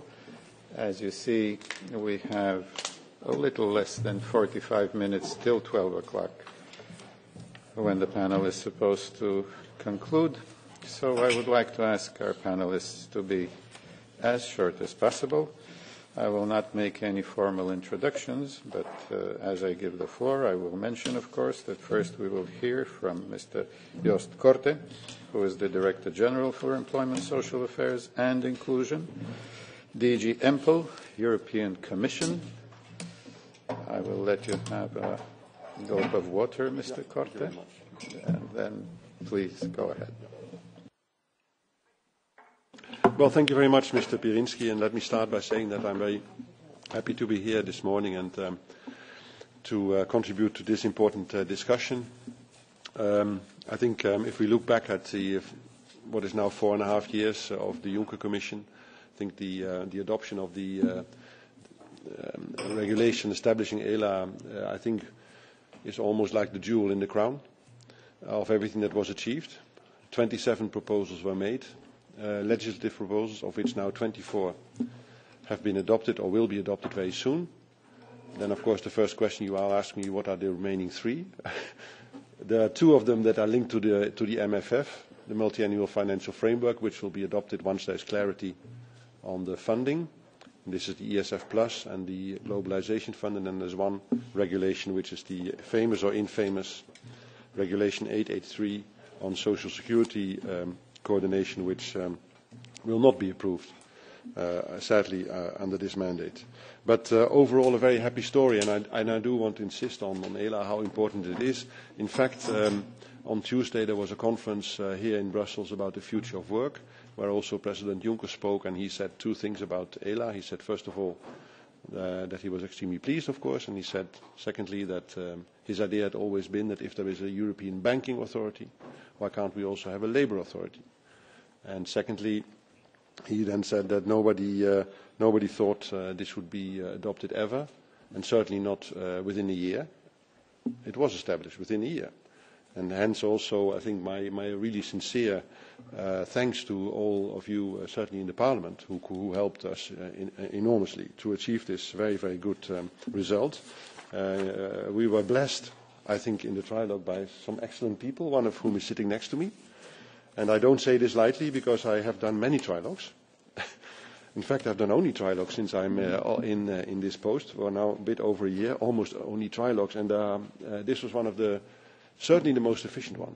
And we were really, really very happy with the way that this was cooperated. In the end, it was also adopted by a very large majority in the Council. In fact, I think there are only 2 member states against, which is really extraordinary. And in a way also quite sad, because most of the proposals that are made in our area go through with quite narrow majorities. And this one is therefore really blessed again by a very, very big political support. So we should all be extremely happy. Now, second point, what are we then now going to do? The regulation will be adopted soon, I think in the month of May formally. The vote, I think, is next week in plenary. And this is, I think, maybe then for me to briefly say what we would like to see happening, and how concretely now the labour authority can be set up, and in particular, of course, the labour inspectorate dimensions. And I think here we can make a distinction between 2 different issues. First of all, there is the very important question of what should ELA be focusing on. Of course, we know the tasks, but should we maybe agree on a number of priority areas, certainly for the start-up phase? It's the first question. The second question is, how do we then establish it logistically, organisationally, and all kinds of important but still bureaucratic issues that need to be solved and which are really very complicated in the European Union to resolve. Let me then first focus on the first issue. So what kind of priorities should ELA look at when it is being created? I think the overarching message from me and from I think the whole of the Commission, from Marianne Thyssen, is that this agency should really become an operational agency. There are already 4 agencies under the purview of DG Employment, and I don't think we would need necessarily a 5th agency that basically, again, does the same. There is a very distinct difference in the setup between ELA and the other 4, in that it is really going to be an operational agency and also an agency that is to be driven by the member states. Half of the staff of the agency, as it is foreseen, will in fact be liaison officers from the member states. So when I speak to the member state and in the council, I always tell them, listen, this is your agency, it's not my agency. The Commission is not in charge of the operational tasks that are linked to the acquis of the free movement of people. This is your task, and frankly, we are quite unhappy about the progress that has been made at that level, in spite of the fact that we were celebrating 60 years of social security coordination, and 50 years of free movement of workers. The first social security regulation dates from 1958, December 1958, and free movement of workers was approved by the Council in 1968. So we have these fantastic anniversaries, and this is very good. So the acquis, as you call it, is actually quite okay. It doesn't. What misses is, and what makes the European Union, I think, quite vulnerable in these difficult times, is that at the operational level, between the member states' authorities who implement the acquis, this needs to be improved. And I don't think you can really blame anybody for this. It's just that we have now, I think, come to these conclusions that this investment needs to be stepped up, and ELA is supposed to contribute to that. Can never replace the member states. I mean, you cannot imagine how many hours and days we had to spend to explain that ELA does not replace the national labour inspectors. And it's not a grab for power. No, it is at the end of the day a building where people sit together permanently from member states, talking to each other, organising their work. And I then say sometimes a bit provocatively, does anybody in Europe think that because we created Europol, that the national police service disappears? Nobody is having. So why are we now in this area all of a sudden so suspicious? And honestly, I think that is the point where I'm the most happy about, that exercise actually worked. We did, I think, manage to convince the stakeholders that this is a good thing and not replacing anybody at all. So that also means that I think we need to prioritise and look for these operational tasks, certainly at the start.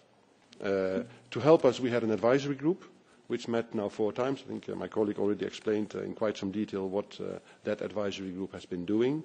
Extremely useful, I must say. I attended myself several of these meetings. We were really there with the people on the ground that really do this job. And it helped us, again, enormously in terms of setting the agenda for ELA.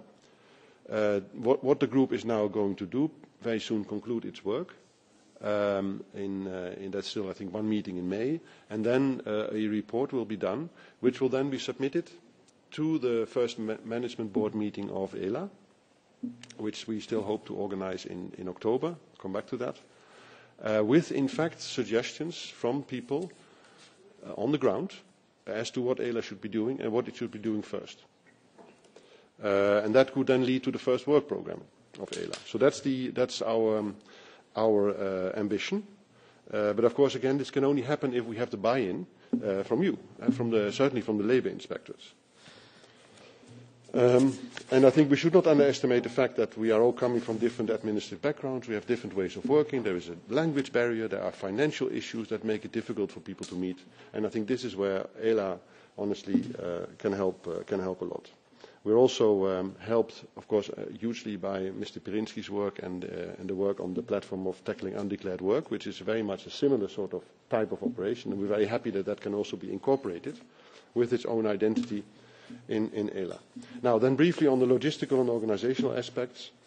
So the regulation first needs to be adopted, of course. That will happen then in May.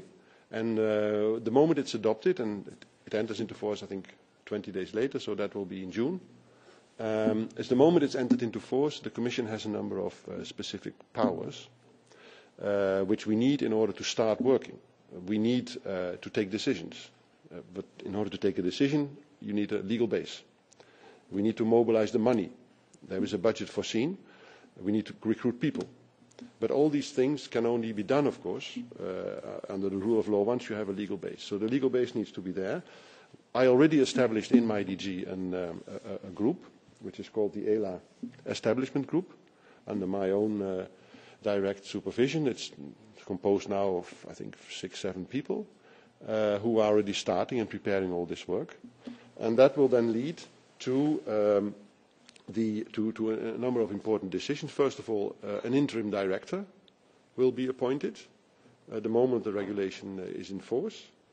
It has to be somebody from the Commission, a temporary person from the Commission, who is basically assuming the legal and administrative and budgetary responsibilities for ELA in the start-up phase. That person will then convene the first management board, member states and also stakeholders, social partners. We have, I'm sure my colleagues will speak about it later, we have a quite innovative new governance structure, which I'm very happy about. That management board will then be convened, we very much hope, in October, if all goes well. And we want to give it a bit of a splash, so to put ELA on the map with some media, and with a bit of luck we can even have Marianne Thijssen opening. And then that management board would basically open the recruitment procedure for the director, the real director, and would also adopt what is a first working programme and a number of other technical decisions. There's a lot of bureaucracy here, but I will not bore you with that. I think the line and we do the same as we do for other agencies. It's in fact there's quite a clear protocol.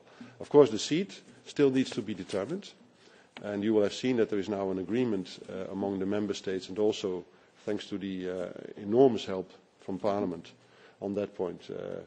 The procedure for the determination of the seat is clear, that member states can make their bids, and there will be in the margins of the Council of 13th of June, the EPSCO Council, the Minister of Social Affairs, will then decide through, if necessary, successive votes, which, if my understanding is correct, always lead to a decision. So there will be a decision. The voting goes on until there is a decision on the seat. And that is, I think, also good news. So the seat we will know it very fast. In fact, we will know it more or less at the time when the regulation enters into force.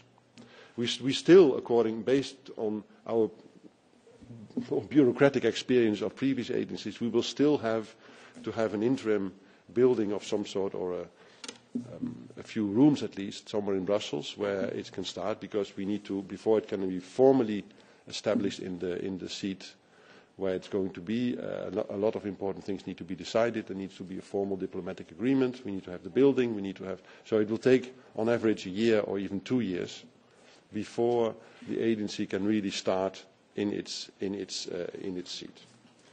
So I think this is what I wanted to say at this point in time. Thank you very much again for inviting me. 3 important messages: operational agency, where the labour inspectors will play an absolutely key role. Prioritise actions. Don't necessarily start with all the, I think, 8 tasks right from the start. Try not to have overlaps with the existing agencies. We cannot afford that. And then good cooperation between all the stakeholders is absolutely a requirement. And I'm really looking forward to your support to make this a success. Thank you very much.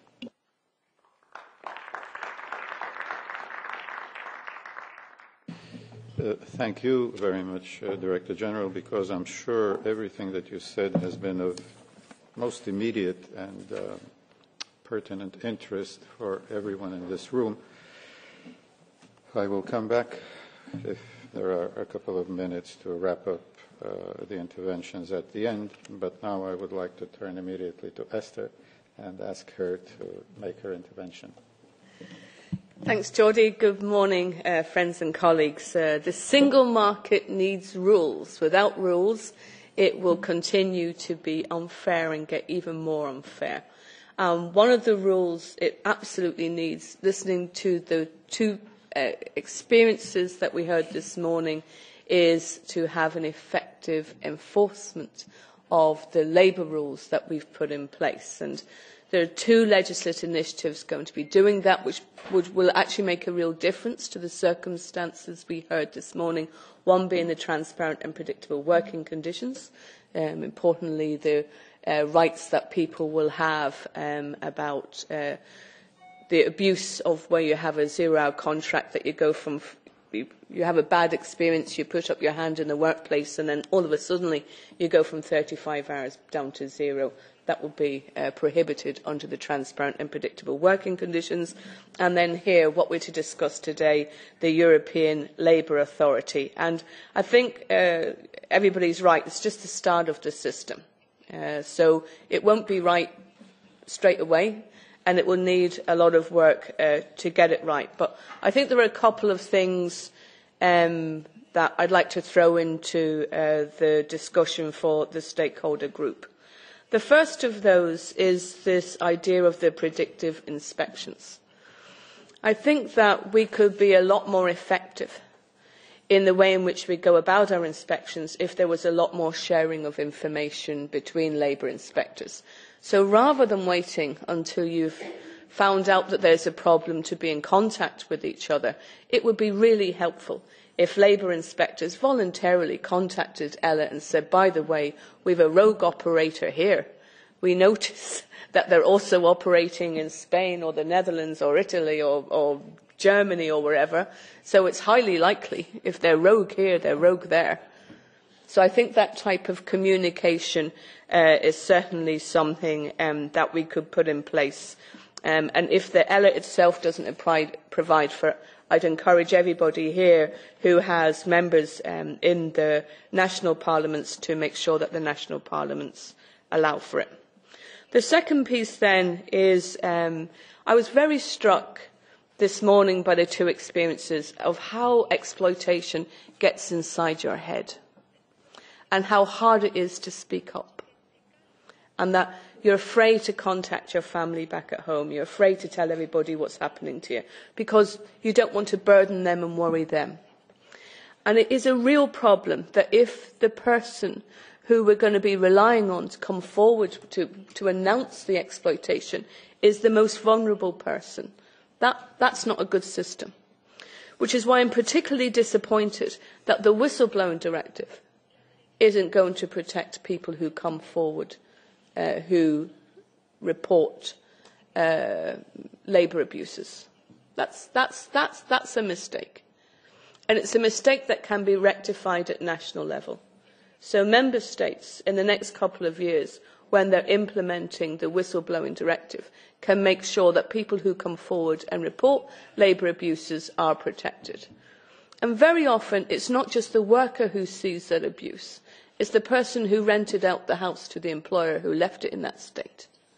It's the accountant. It's the person who's selling the employer the equipment who sees those bad conditions that workers are working under.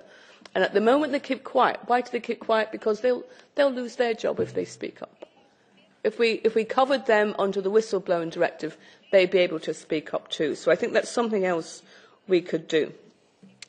I think then, and I'm really disappointed, as somebody who in Ireland managed to take lots of cases for workers, we got it through the court. The court gave an award and said these workers should be paid this pay.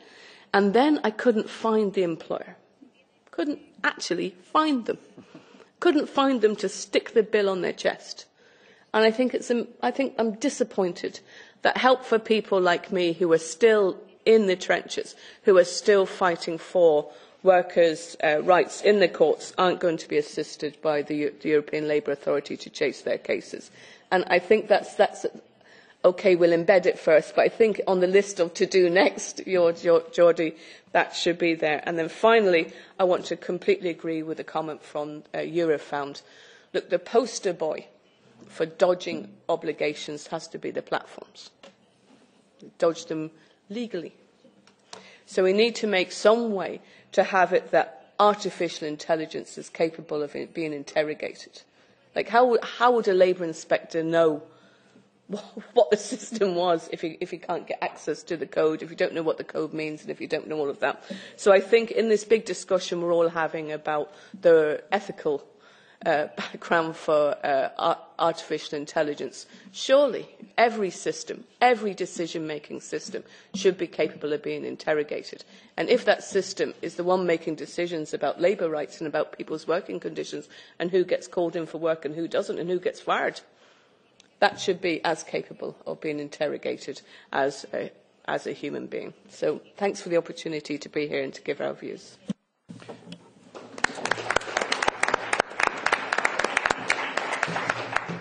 And thank you very much, Esther, for this highlighting of pinpointing the priorities which we should be thinking about. May I now invite Mr. Cerutti to tell us the business point of view, please. Thank you very much, Chair, and good morning to all of you. It's a pleasure to be here for me too.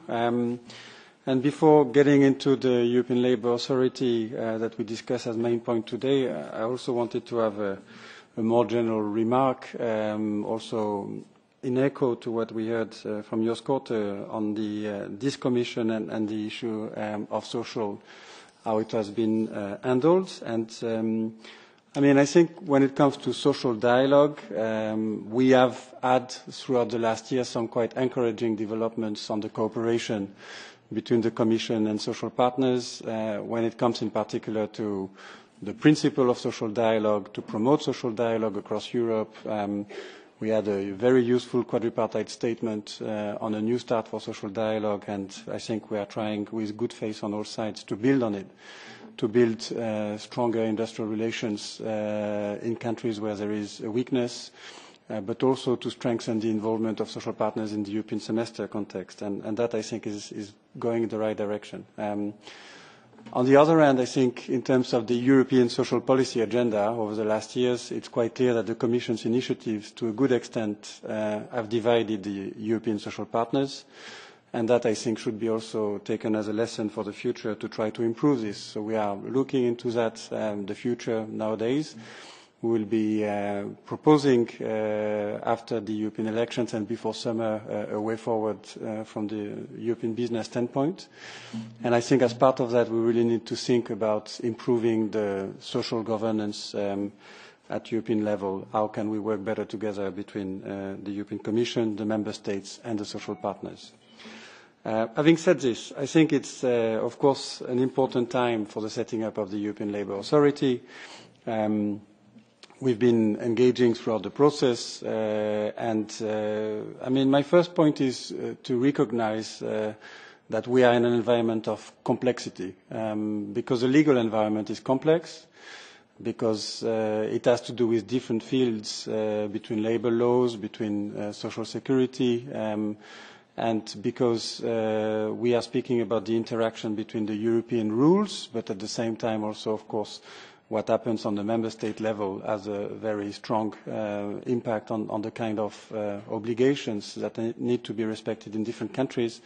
And we are not only speaking about the rules that come from the legislative process, but of course a good part of it relates to the collective bargaining between employers and workers. Which means that this complexity, and now I'm turning to what we think should be really at the core of the European Labour Authority's mandate, it's quite clear that the duty or the responsibility to provide better information and to encourage cross-border cooperation, as we heard it in the previous interventions, is essentially on public authorities. It is an organization that is going to be managed essentially by member states' representatives, contrary to other agencies where we are in a tripartite governance model. This will not be the case for ELA. We will be involved as social partners, but it will not be a tripartite governance. And this is for good reason, because here we're speaking about essentially the cooperation between authorities at national level with a strong role for labour inspectorates. And as we all know, the way they are organized in different countries is very diverse, the way they intervene. And therefore, I think I can also say at this point that we in principle agree, and that is something that I think is true for all of us in the room, that fraud situations need to be avoided. And by having a European Labour Authority, I hope that through a cooperative attitude, we are going to be able to make progress to improve the information available so that the situations of fraud would be as limited as possible in future. And of course, we will be also involved in the process to make sure this happens. But now moving from the main responsibility of the authorities, I think it's also very clear that it has to be a bottom-up process, that it has to be demand-driven, that the member states should own the process. And particularly in that context, I think the mediation role of ELA will be a very important item to solve when it will be created. There is this mediation board that was announced, but it was never very clear how it's going to be organized. So, of course, we'll be very attentive at the way in which it is going to be done, and that it respects fully the mandate of ELA and this cooperative attitude. Because we are not in Europe, contrary to other countries like the US, perhaps, where litigation is really in a high propensity. I think the value and the strength of Europe comes from a dialogue approach where we try to solve issues through the cooperation of actors. And in that respect, I think it's good that we, on the workers and the employers side, will play a role in the governance of ELA, even though not on a tripartite basis, but that will be both in the administrative board and also part of the stakeholders group, because we will be able, through that, to input to the process and to bring our views based on the reality of enterprises and workers across Europe to the work of the agency. And in that respect, I consider that we, the employers and the workers, are in a certain way the beneficiaries of ELA. Whatever is going to be done by the European Labour Authority needs to add value for enterprises and workers. And when it comes to enterprises, I have one concern, which is an example of how things go wrong sometimes and when they need to be corrected, which does not relate to the European rules, but which relates to administrative practice in some countries. This is the issue of A1 forms and the way this has been utilized in some countries much beyond the original intention at the European level in the rules.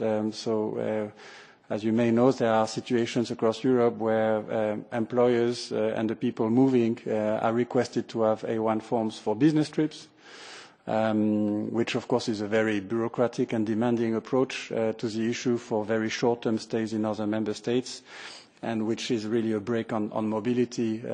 So this is really something that needs to be improved, and as the Commission now is looking into the guidance on posting of workers, but also how to apply better the rules in 883/04 regulation, even though there is no agreement now. I think it's important that on the non-binding approach there would be a resolution of that, because it's a really important issue to solve.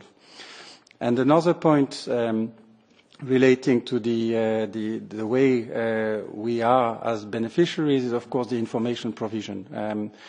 I mean, enterprises, of course, want to abide by the rules, but as I explained at the beginning, we are in a very complex setting of rules, and different legal provisions apply, sometimes perhaps not very well coordinated, sometimes quite uncertain. So the way things will evolve in ELA should really bring information where it's needed. And of course, there are discussions. Websites are being considered. They are introduced in posting of workers. There is, of course, the EURES practice, which is promoting mobility, and that is an important point of departure. We need to promote mobility because we have labour shortages across Europe. At the same time, the information provision on the law should not be only a passive action by member states putting information on the website. It's also important that there would be a service approach where the public authorities would make available human potential and resources for informing and orienting enterprises and workers in mobility situations, so that they really know what kind of rules they have to abide by and where they come from. And so far, what is available on the website is far from being sufficient. So it's going to be a challenge. It's a challenge that I think is there for public authorities essentially, but with the support of the social partners, and we'll be playing our role to support solutions.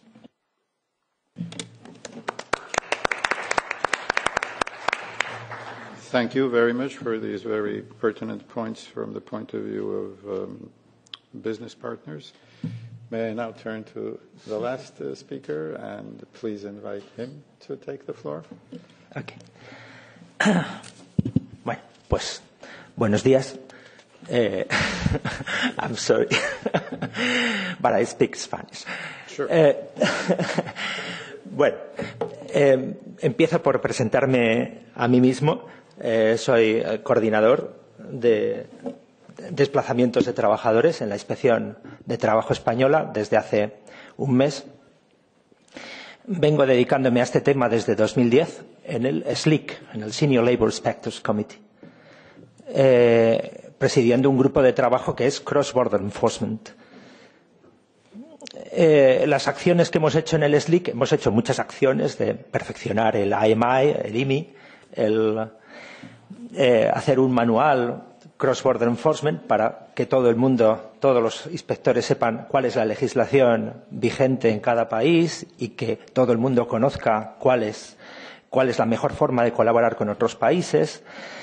Y ahora estamos haciendo una campaña transnacional, la primera, sobre empresas de trabajo temporal, que se va a terminar en Lyon dentro de un mes. O sea, hemos hecho muchas cosas. Lo que pasa es que todo lo que se hace en el SLIC no es visible, no lo conoce nadie, pero sí ese manual Cross-Border Enforcement, el e-handbook que llamamos, el manual electrónico, está publicado en la página web del SLIC, en la Comisión Europea. No de forma directa, hay que darle a Library Entries, entonces hay que ir al número 13, ahí está el documento, que vamos a actualizar este año. O sea, hemos hecho muchas cosas, pero nadie las conoce. Pero es una experiencia, aunque es verdad que el SLIC está limitado a la seguridad y salud en el trabajo, pues era la única instancia en la Unión Europea que había de inspectores de trabajo. Ahora ya hay más, está la plataforma de trabajo no declarado, estará la Autoridad Laboral Europea. Bueno, pues se supone que ahora mismo todo lo que se ha hecho en el SLIC pues puede servir a la Autoridad Laboral Europea para no empezar de cero. Ojalá sea así. La siguiente, ¿cómo es? Bien. Bueno, voy a decir, ya sabemos que la movilidad es muy importante, y el número de trabajadores que se desplazan puede que sea mucho más de 2 millones, no lo sabemos, porque solo tenemos información de los documentos A1, no sabemos más, pero puede que sea 2 o 3 veces más de 2 millones. En todo caso, es necesario, esta es la utilidad de ELA, de la Autoridad Laboral Europea, pues que los Estados se coordinen con eficacia para resolver los problemas. Y hay 2 problemas, el de los abusos a los trabajadores, los que hemos visto esta mañana, y los desplazamientos ilegales. Nos hemos dedicado a los desplazamientos, las inspecciones, y el Cross-Border Enforcement en SLIC se ha dedicado a los desplazamientos. ¿Por qué? Porque hay una regulación, hay unas comunicaciones, el A1, las declaraciones de desplazamiento, tenemos instrumentos. Lo que se ha visto en la campaña del SLIC es que esos instrumentos no son muy útiles en muchos casos, porque no se manejan en muchos países con sistemas informáticos o electrónicos, es con papel. Y con eso no se puede manejar información, no se puede planificar acciones inspectoras. La campaña ha fracasado en muchos países, en más de la mitad de los países, porque no disponemos de una información fiable. Las declaraciones muchas veces no se ajustan a la realidad. Nos dice la empresa que va a estar trabajando hasta octubre, vamos en el mes de junio y no está. O que nos dice que está en un sitio y en ese sitio no está trabajando. Entonces, no tenemos buena información. Y la información de la A1, pues, no está disponible para las inspecciones de trabajo en muchos países, y en aquellos en que está disponible es por papel, no es por un sistema informático. Queda mucho por mejorar. Lo que pasa es que los abusos, como el que se han contado esta mañana, no tenemos noticia de ellos. No hay ninguna comunicación. No hay ninguna regulación de los reclutamientos, de las colocaciones, de las agencias de colocación o de las acciones de colocación transnacionales, estatales en la Unión Europea. No hay ni rastro. La Inspección de Trabajo no conoce este tipo de abusos por las comunicaciones que hay, ni siquiera aunque estén en papel o en sistema electrónico, no las conoce. Y iba a hablar de las empresas buzón, de las letterbox companies, que son pues las que más nos preocupan, porque hemos visto que son donde hay más vulneración de derechos a los trabajadores. Cuando hay letterbox companies no hay solamente problemas de salarios, de seguridad y salud, hay un problema general. La empresa no es solvente. La empresa en realidad a veces no existe, es un prestamista de mano de obra, es tráfico de mano de obra encubierto de una manera legal, en un ropaje, un recubrimiento legal. Cuando los problemas surgen, porque no hay pago de salarios, no hay pago de cuotas de seguridad social, hay accidentes de trabajo, ahí empiezan a surgir los problemas, y uno de los que ha surgido en la campaña europea es un trabajador búlgaro sin A1, con un accidente de trabajo mortal en Francia, en la agricultura de Francia. La inspección francesa se enteró, gracias a la prensa, del accidente mortal. No había comunicación de ningún tipo. Lo que pasa es que la Seguridad Social búlgara no quiere hacerse responsable porque no tenía A1. Y la Seguridad Social francesa no quiere hacerse responsable porque la empresa no ha cotizado a la Seguridad Social en Francia.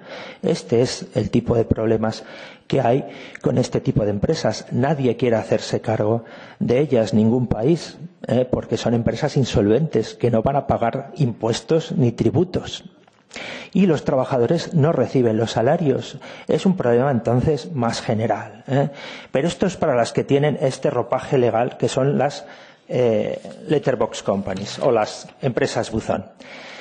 Bien, ¿qué puede hacer ELA? Pues ya se ha dicho aquí, antes lo he oído claramente, ELA no va a ser la Inspección de Trabajo Europea. ELA no va a ser una autoridad, aunque se llame Autoridad Laboral, no va a haber inspecciones o inspectores de trabajo europeos. ELA está para apoyar a los Estados, para apoyar sus acciones, para facilitar y coordinar sus acciones.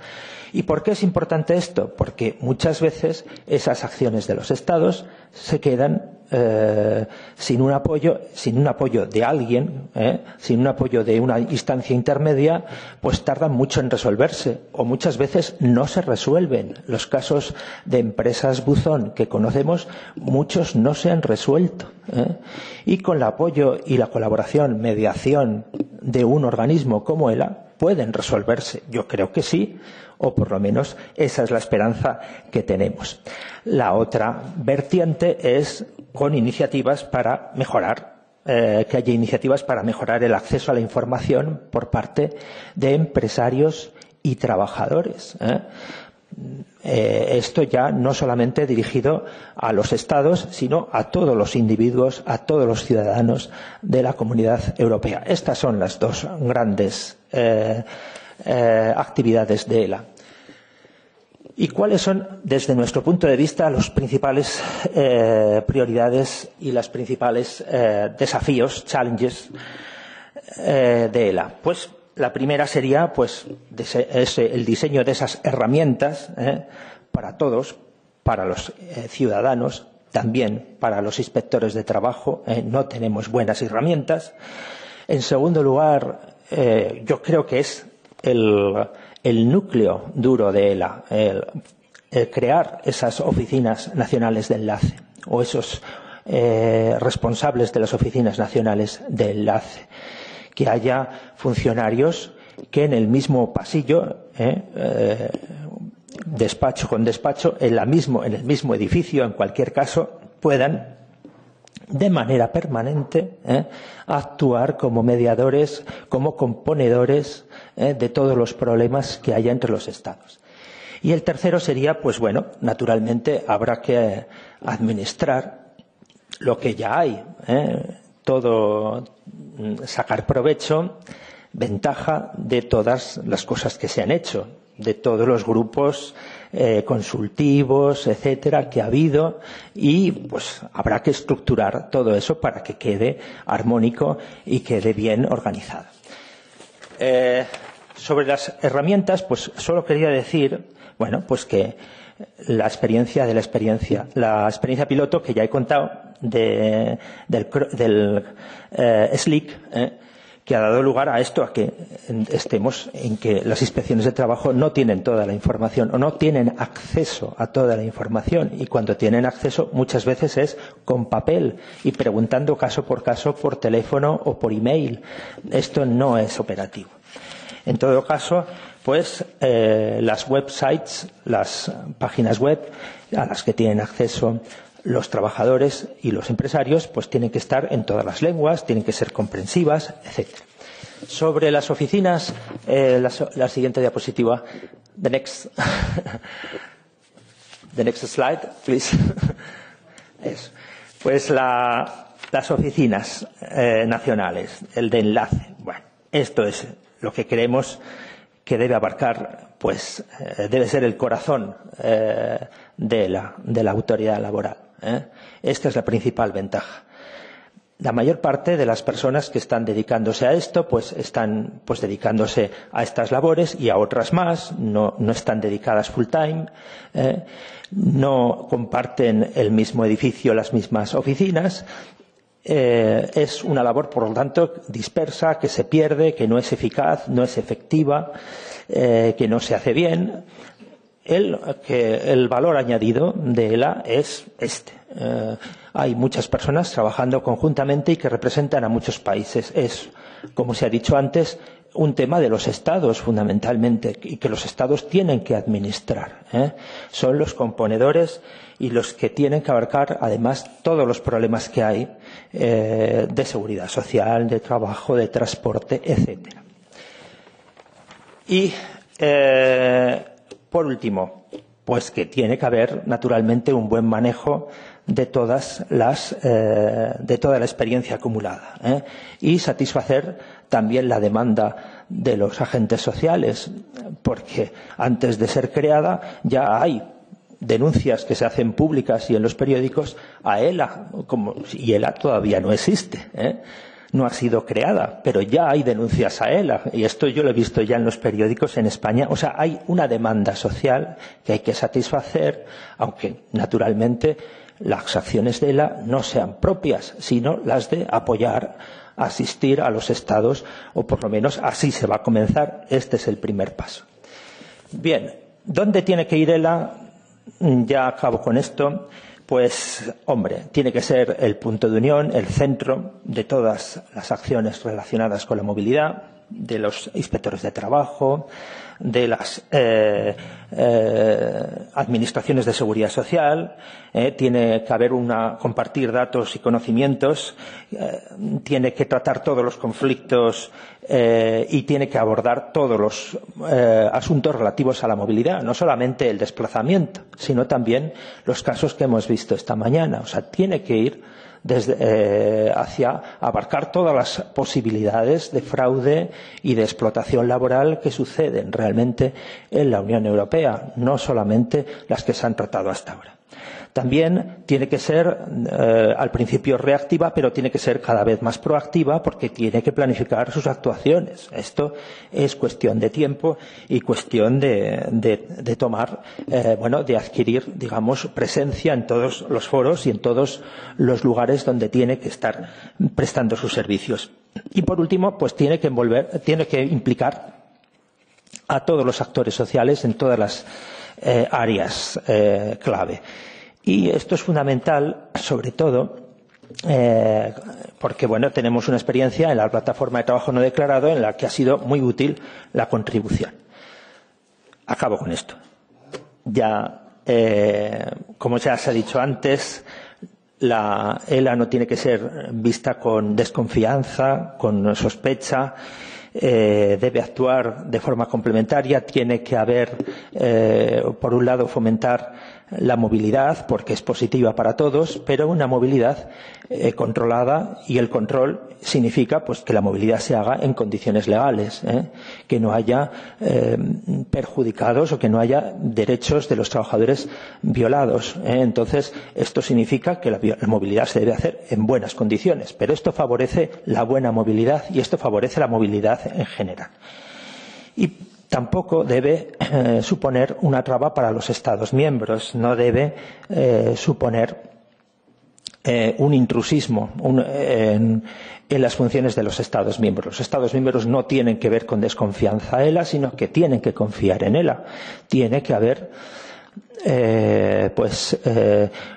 ELA es una instancia de apoyo, de ayuda, de asistencia a los Estados, no tiene por qué interferir en sus competencias. Bueno, y con esto ya he acabado y muchas gracias y ha sido un honor.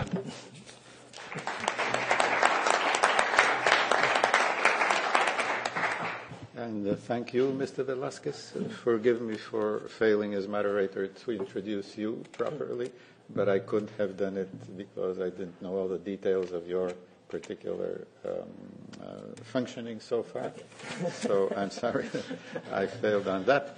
But ladies and gentlemen, this is a very unusual panel. You have top representatives of all the important ingredients into ELA from the Commission, the social partners, and a very experienced practitioner. It is 12 o'clock. I think that we can stretch it by 5 or 7 minutes. I would first like to ask, are there any questions in the room towards any of the panelists? I mean, you are people dealing every day with what we're talking about. Would you like to ask these people or give some advice? I see in the room very experienced people who have been following this issue very closely. If you would prefer to think about it, then let me try with a couple of words to simply sum up. I believe that truly what Director General Corte has highlighted should be what we should be thinking about. What happens after the vote, which I believe next week will be successful, the regulation will be adopted. How does it start living? And the question of focus and the question of operational setting up. It was mentioned that we were able to come around an agreement for the position of Parliament and in the 7 trilogues. I believe this was because, one, there was this very important message by President Juncker in September 2017, which focused people's thinking, really, how come we have a banking authority, we don't have a labor authority? So that was a very important impulse. And then I believe we were successful in coming around the understanding of the essence of ELA, which I think the presenters both in the previous panel and this panel made clear. This is an enabling agency supporting, not only supporting, coordinating, also in certain cases initiating better functioning of national labor authorities, in most cases inspectorates, but as we know in the Nordic model, it is the social partners, in overcoming the limitations of national frontiers, national barriers. Because as Esther said, as Mr. Velasquez has pointed out, with these letterbox companies, you can't discover who is finally responsible. And up to now, as far as I have understood from the discussions which I've followed, it has been impossible for a given national labor authority to really go over the border and follow up to the end the company. Now, because from the very beginning the question had been asked, what is the added value of ELA? Why do we need another, it was called agency in the beginning, we were able to, by council agency, to defend the notion of authority. And I believe that it was made very clear, and I'm very happy that Mr. Velasquez made it clear from the very practical point of view, that there is a very needed input into bringing together labor inspectorates to work together and overcome these barriers. And certainly, national liaison officers are the physical embodiment of this soft power of the authority. Mr. Corte has made the analogy with Europol. Europol obviously is working very well precisely because in one corridor there are 28, now 27 perhaps, offices, with officers communicating on a current basis. So this shared understanding, I think, was able to overcome the doubts on member states that they will be somehow, taken their authority. No.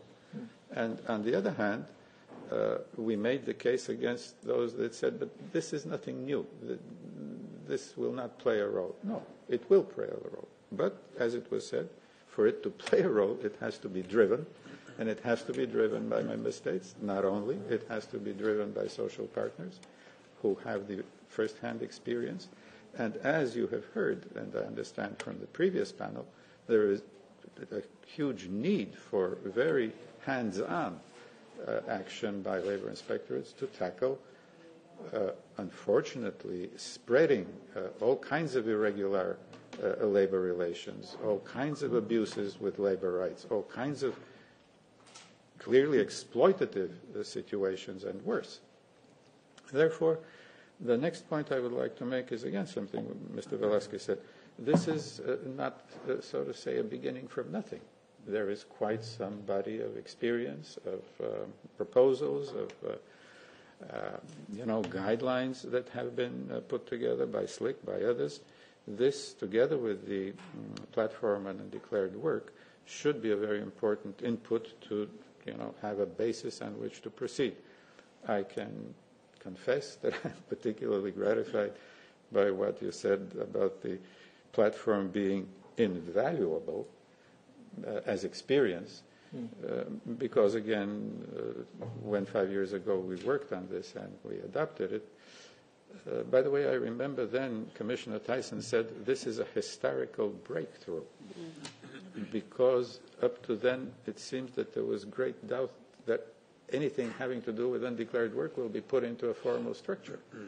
But you see that 5 years on, we already are not satisfied with the next step, ELA, which means that, the expectation that the European Union, at the union level, will be a very important factor for regularizing labor relations and labor mobility is growing, and I believe expectations are advancing ahead of still what we are prepared to deliver, and we should answer those expectations. As to how many there are, here I would like to point out, Mr. Velasquez was talking about 2 million posted workers, but we are talking about 17 million mobile workers, and we don't know how undeclared mobile workers are there. So this is, again, an unknown entity, but we can be sure that it's full of problems. And I believe that we have created an ELA regulation which is prepared, equipped to tackle all these different types of problems, because the expectation and the word always comes up, this should be an enforcement agency. And the expectation is that it will be a police agency going around fining, etc. But we have made the point that this is a agency which is responsible for the proper application, which means implementation and observance of the rules and enforcement if we see that application and implementation is not being correctly effected. And the mechanisms there, from the exchange of information, from the need for a labor inspectorate to, after all, respond if it is not ready immediately to accept an inspection on its territory, going into a dialogue kind of procedure leading to perhaps joint inspectorates or coordinated inspections, leading perhaps to mediation, as Mr. Cerruti has pointed out, which is in line with European norms, European practices of dealing with issues. And I would like to make the last point, coming back to what Mr. Cerruti pointed out, is a more general remark having to do with social dialogue. And I was interested in what he said, that on the one hand there has been this progress, on the other hand, as far as I understood, he feels that there are certain serious shortcomings to the way social dialogue has been functioning so far. And I believe that he touches on an important conceptual problem, because we have been living in conditions of austerity, and in the European semester has been advised to be tackled, among other things, by structural reforms. These have, in fact, meant flexible labor markets. And once you have flexible labor markets, then somehow it starts to be possible to have norms which let you fire a person if he is sick for a couple of days. Now, what sort of flexibility is that? So I think there is a whole terrain to win back, making the case for a truly social market economy, where there is true collective bargaining, where competitiveness is achieved not by wage, to the bottom, a race to the bottom, but paying a proper wage for proper productive work. And I believe business should be equally interested in this, because all those companies abusing proper employment are engaged in unfair competition. So this was the pitch, by the way, which I was making when we were negotiating on the platform on declared work. This was the same argument I was using as shadow rapporteur for the Labour Authority, that these three factors, governments, trade unions, and business associations, have a common interest to have a properly functioning single market and not one that is one-way skewed. Finally, and truly finally, I would like to express appreciation for the rapporteur in the European Parliament, a colleague from the European People's Party from the Netherlands, Mr. Leynaerts, who was very able in bringing all political groups together around a not simply compromise, but a functioning formula for a meaningful labor authority. And I only hope, and this is a hope I express to the colleagues around me and to all of you, that this same attitude can be brought to the actual functioning of ELA. And I would like to conclude by coming back to what Director Cortes said, making the start of ELA something of a splash, I believe you said. There is the need for a splash because, as Mr. Velasquez said, most of this is not known what has been happening so far. So let's use this opportunity and have the highest possible authority launching the European Labour Authority. Thank you very much.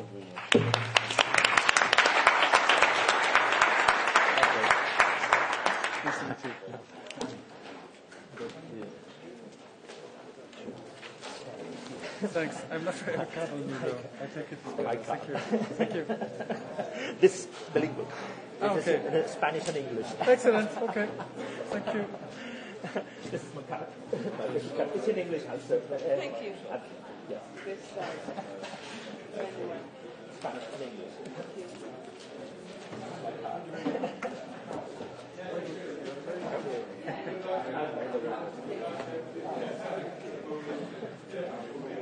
I'll see you later on. See you later on.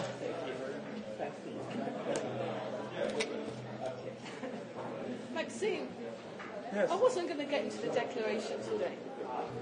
Which declaration do you speak about? Exactly, the ILO one. Okay. I'm thinking?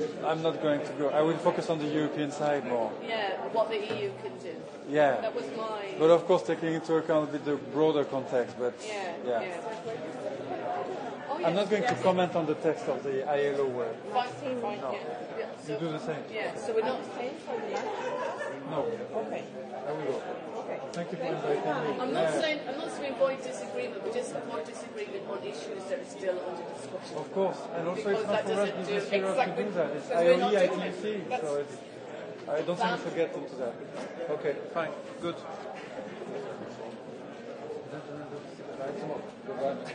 Thank you. Thanks.